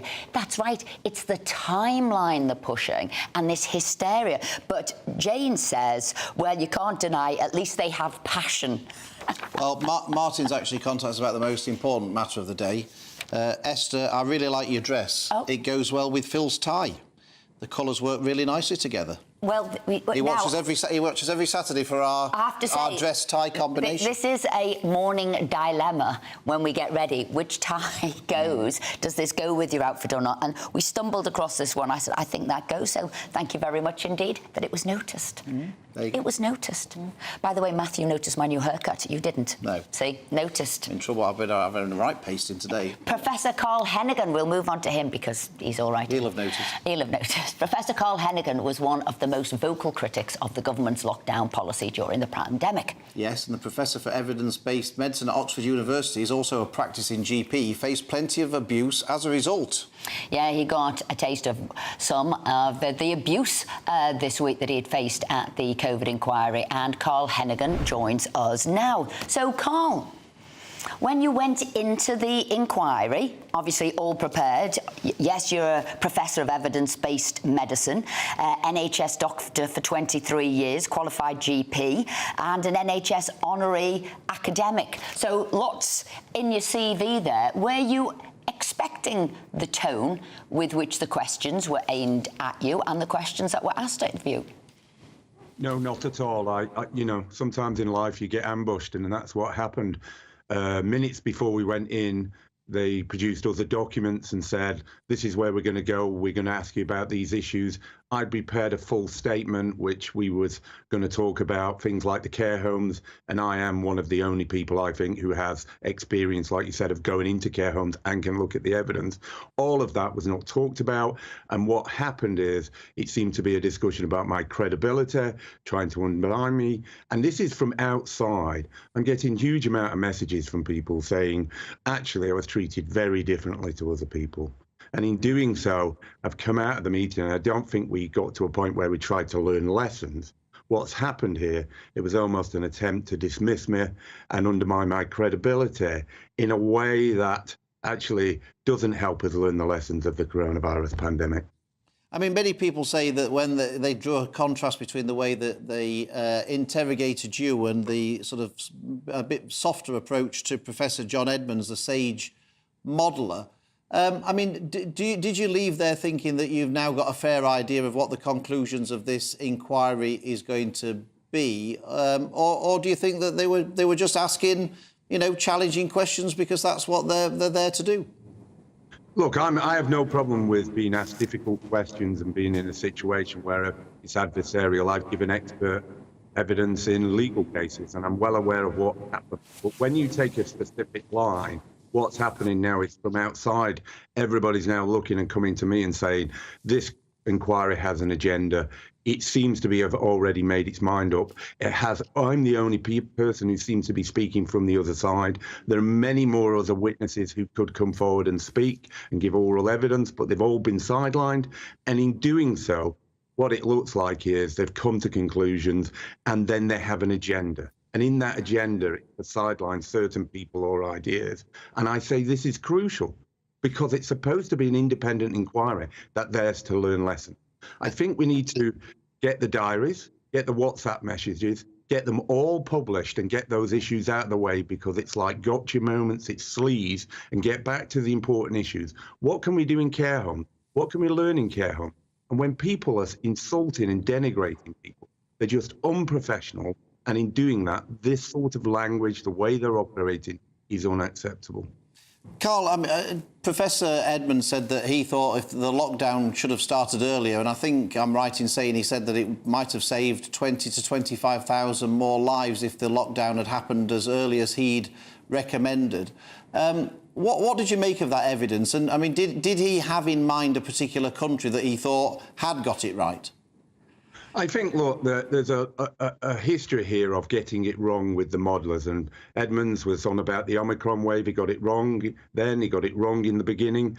When you talk about this 25,000 deaths, what you should do is go and get a control environment like Sweden and say, well, look, what happened there? They didn't lock down. And actually in the winter of 2021, in that period, they didn't have the same excess deaths as we did. Now, what's happened here is it's very easy to go in an environment and say, we should have done this is what would happen. But it undermines what really was happening is a huge number of excess deaths that were occurring in the home, the problems that were in care homes, and the big problems with hospital-acquired infections.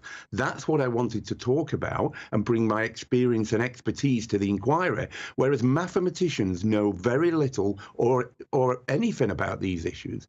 The question is, why did the inquiry not want to know about these issues and discuss them and sideline them and give other people a really easy ride and say, well, let's go into all the points where you made errors and try and understand how we're supposed to trust you if you've got a track record of getting it wrong. Professor Carl Hennigan, thank you very much indeed for joining us today. Do you know what? I was wanting that inquiry to go ahead. I was hoping we'd learn so much from it, but it has very much focused on the people. Module 1 about preparedness, we heard all about Boris and Carrie. This one here now, they've, tried to sideline him, and they've also tried to, I don't know, chip away at his credibility, Professor Carl Hennigan, which is wrong. Yeah, we ought to try and get Professor Edmonds on so we can ask him maybe some of the questions that maybe he wasn't asked at the inquiry, and see if we can get to the bottom of it. Well, it's now 11:31 and let's go over to Sophia for the news.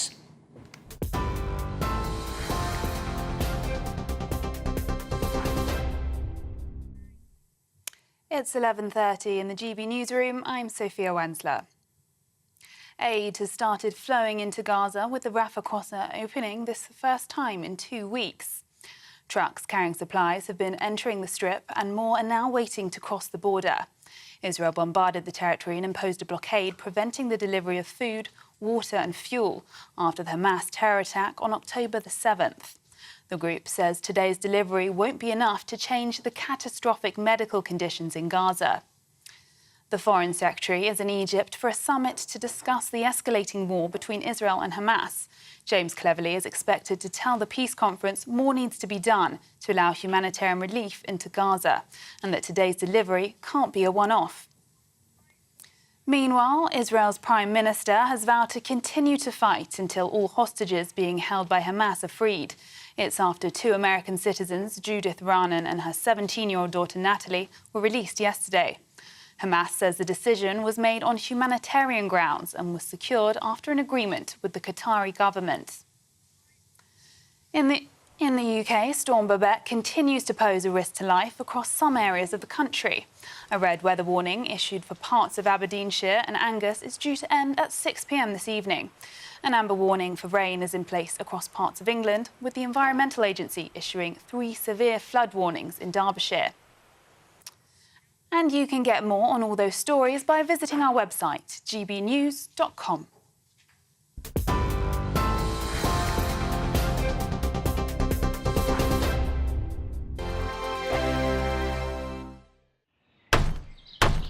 Who is it? We're here for the show. More energy this time! Welcome to the Dinosaur Hour. I was married to a therapist. And you survived? I thought we were getting Hugh Laurie. Second best. You interviewed Saddam Hussein. What's that like? I was terrified. I'm playing strip poker with these three. Oh! No, thank you. My CDs need to be put in alphabetical order. Are you going to be problematic again? The Dinosaur Hour. Sunday, the 29th of October at 9 on GB News. What you get for breakfast is something that, if we do our jobs right, you will wake up to news that you didn't know the night before. It's a conversation. It's not just me and Eamon. We want to get to know you, and we want you to get to know us.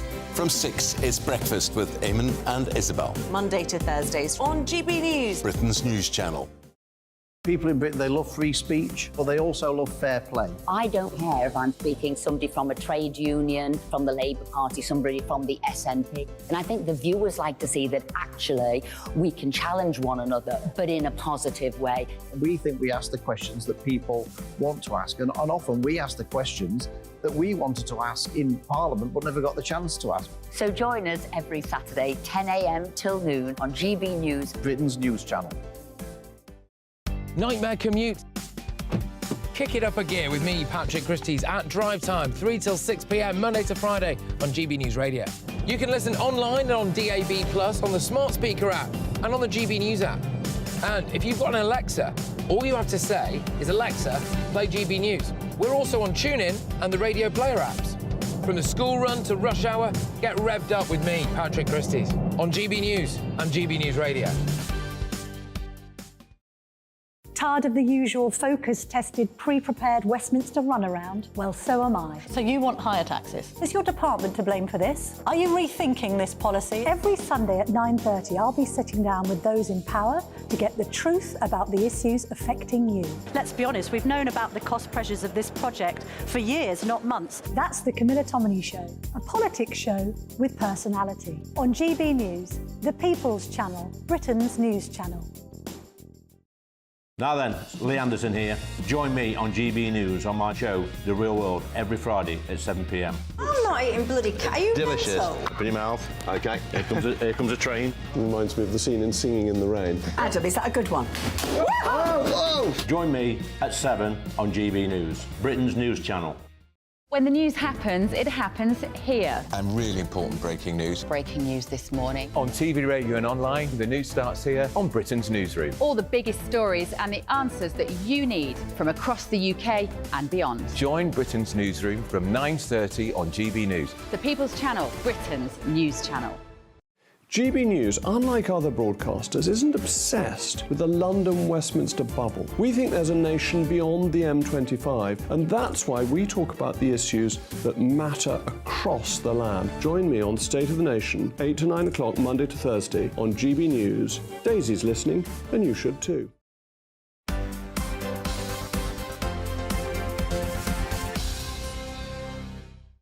Welcome back to Saturday Morning Live with me and the other half. The time now is 11:37. Yeah, lots of views coming in about different things. We spoke to Roger Bolton, from a former BBC man, about is the BBC biased against Israel.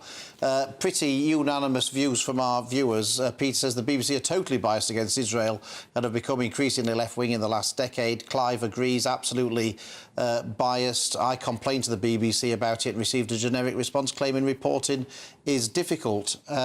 We also spoke about the potential ban on conversion therapy that the government may be introducing in the King's Speech. Lee says the Tories will be signing their death warrant if they go through with banning conversion therapy. It's crazy. There you go, forthright views as ever from our viewers.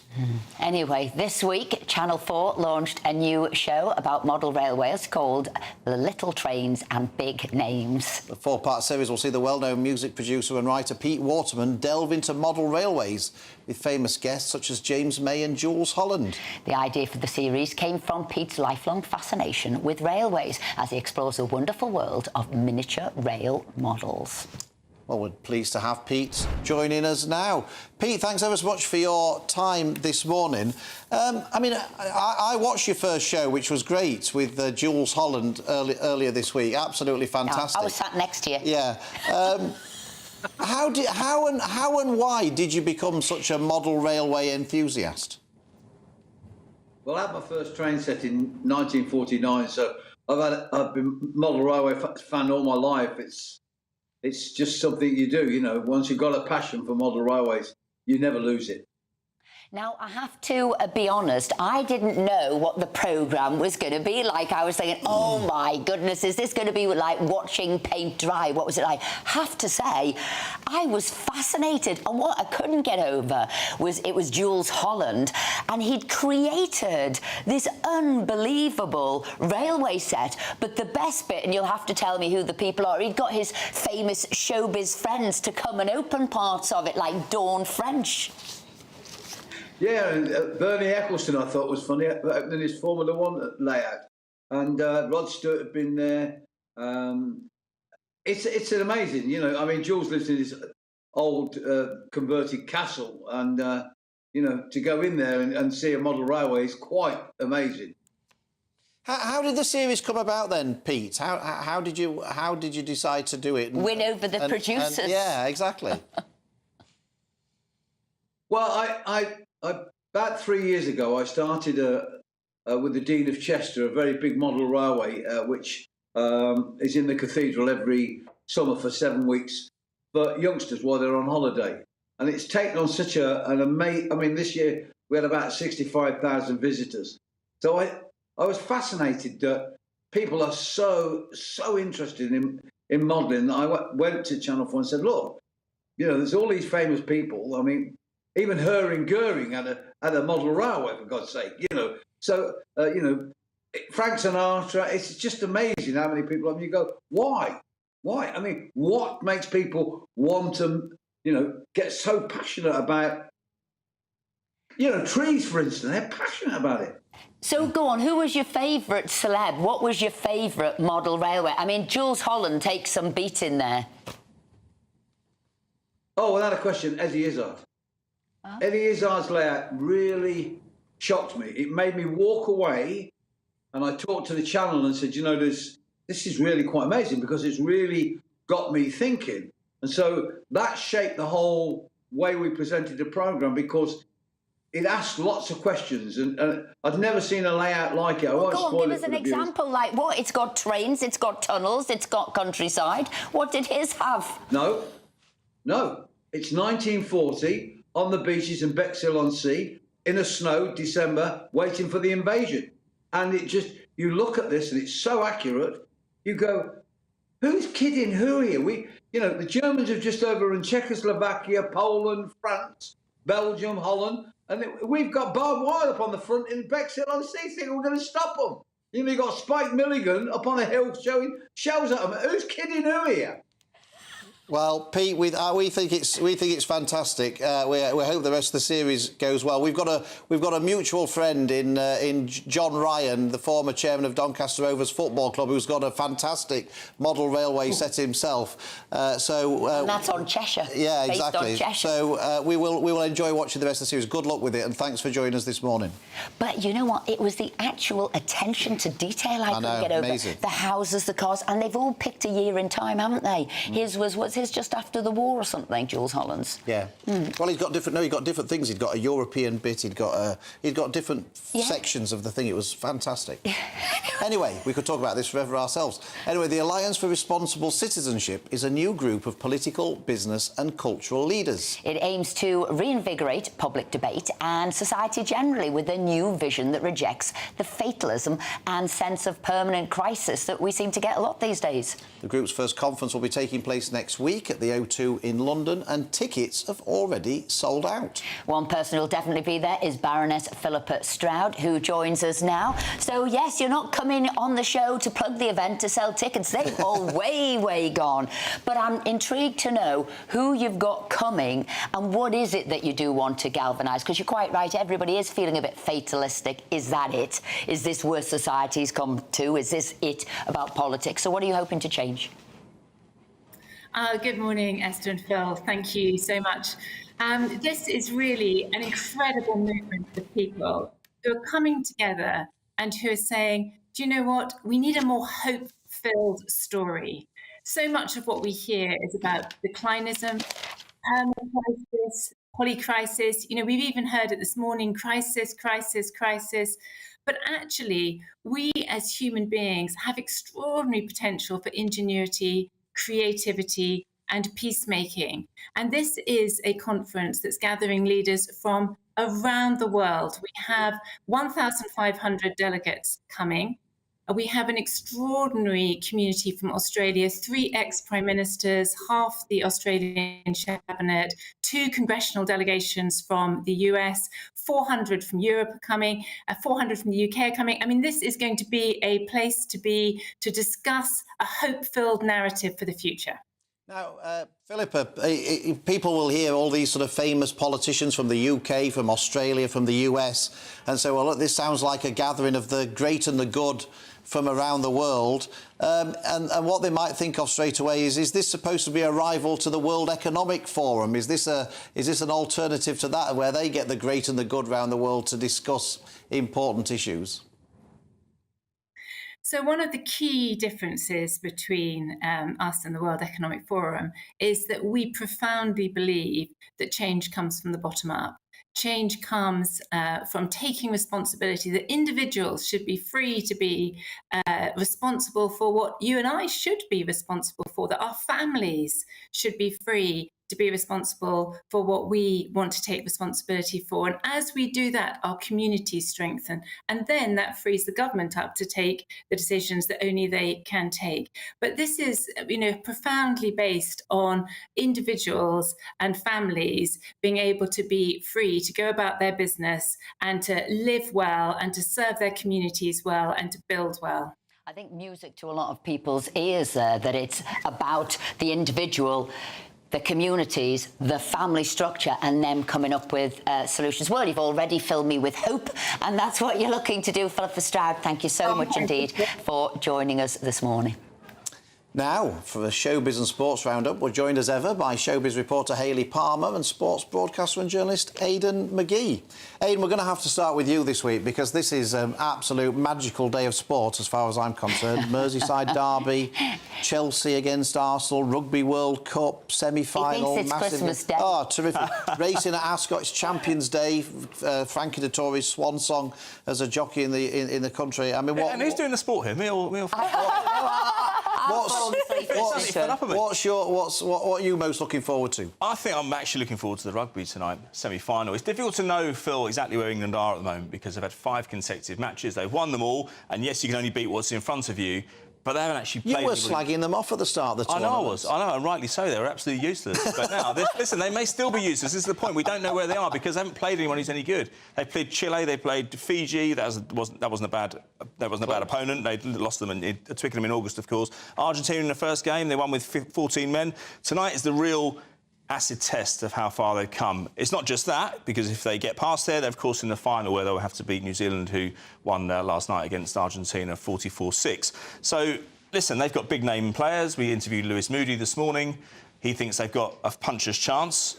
But, as I say, it's difficult to gauge where they are because they've not played anyone any good. And it's gone on for too long as well, this tournament. It really has. But South Africa were brilliant against... They were indeed. Well, this is the thing. The best 2 teams, Ireland and France, are not in the tournament. Yeah. That allowed the likes of England and Argentina to get to the final, get to the semi-final, of course. I still think it's going to be a France against New Zealand final. Well, New Zealand are already there. I wanted to think about the Liverpool derby. Yes. And are all the best players going to be on the pitch, Liverpool side? There was a bit of an accident there, I was reading in the papers as well. Yeah, it happened in Knutsford in Cheshire, an area you know. I know very, very well indeed. I know Hence, well I'm myself. highlighting it, yeah. I went on a date there once. Anyway... He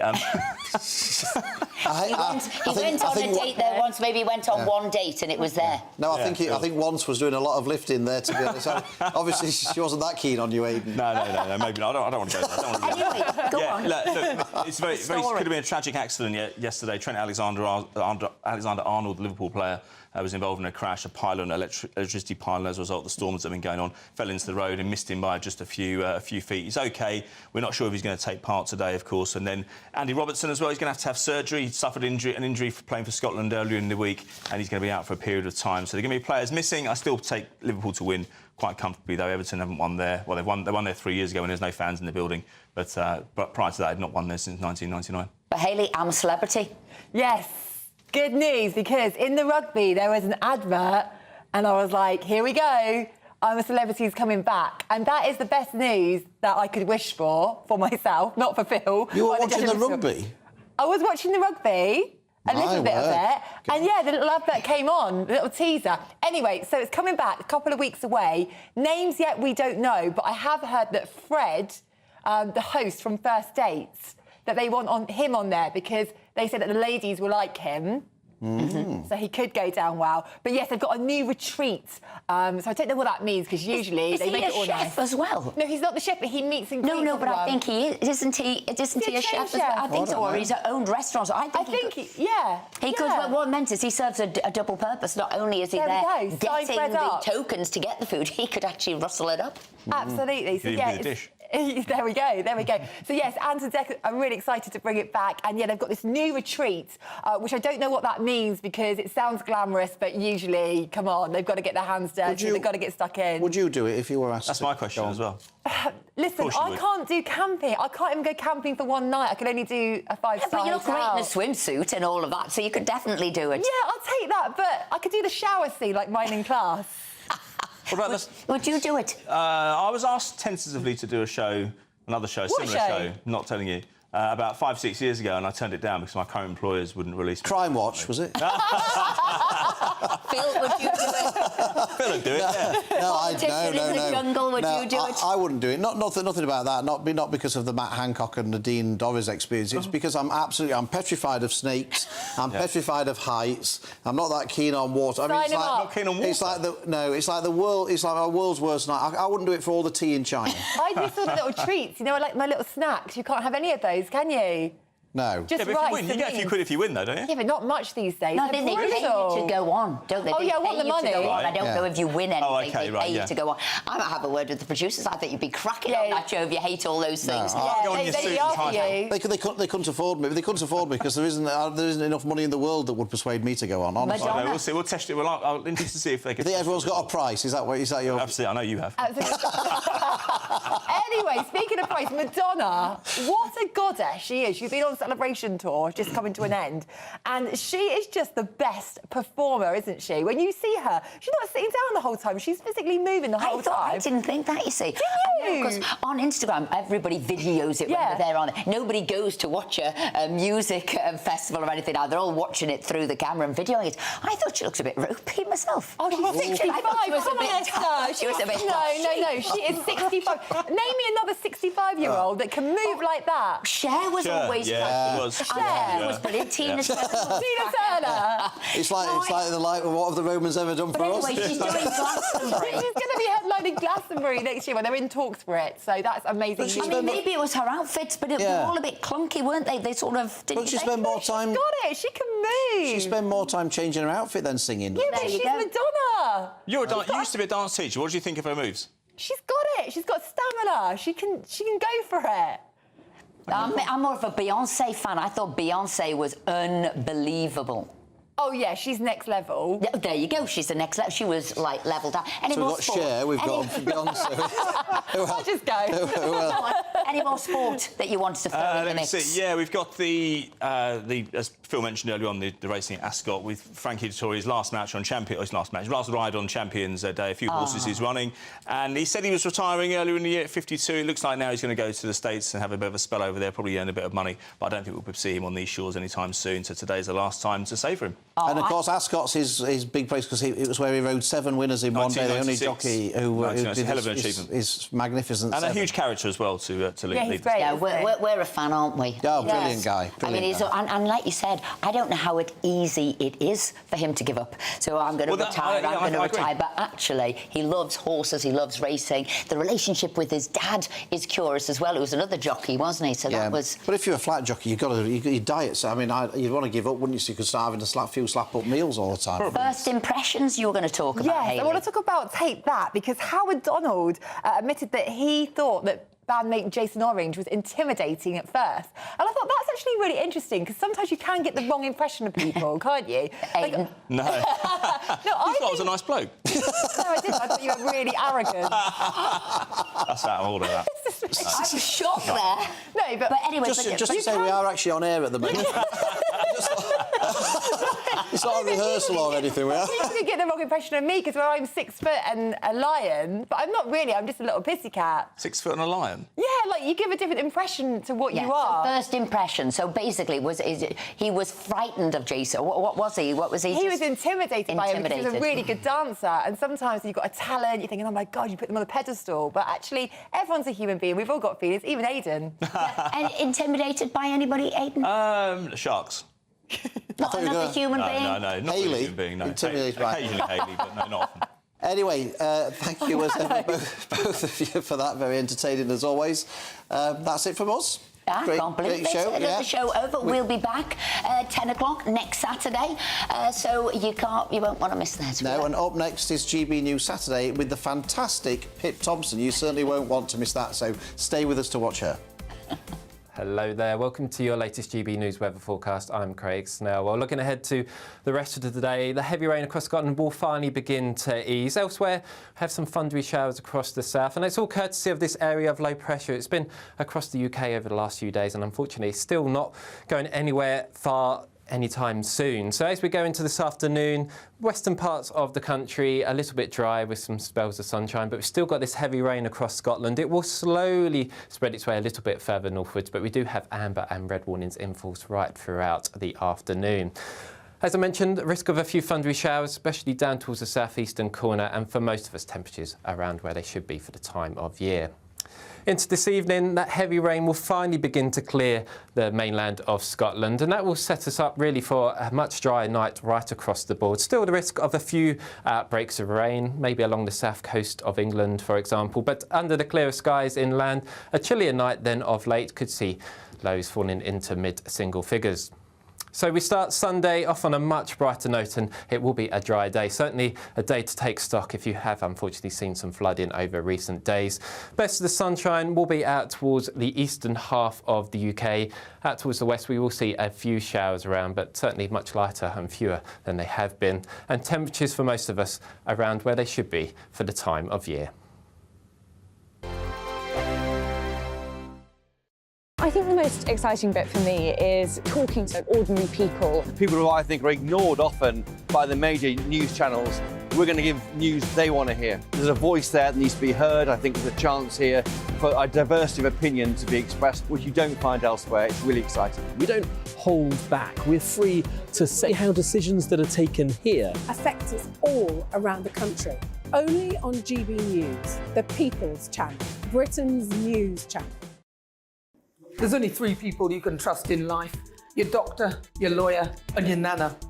I'm not sure. So join me, Nana Aquare, at 3 p.m. every Saturday and Sunday, where we discuss the biggest topics of the weekend. Be ready for battle. Could you be quiet? What is this? It's my new teeth. It's your new teeth. I don't bite. Well, not without a good reason. Always honest, always fun. Every weekend at 3 p.m. on GB News.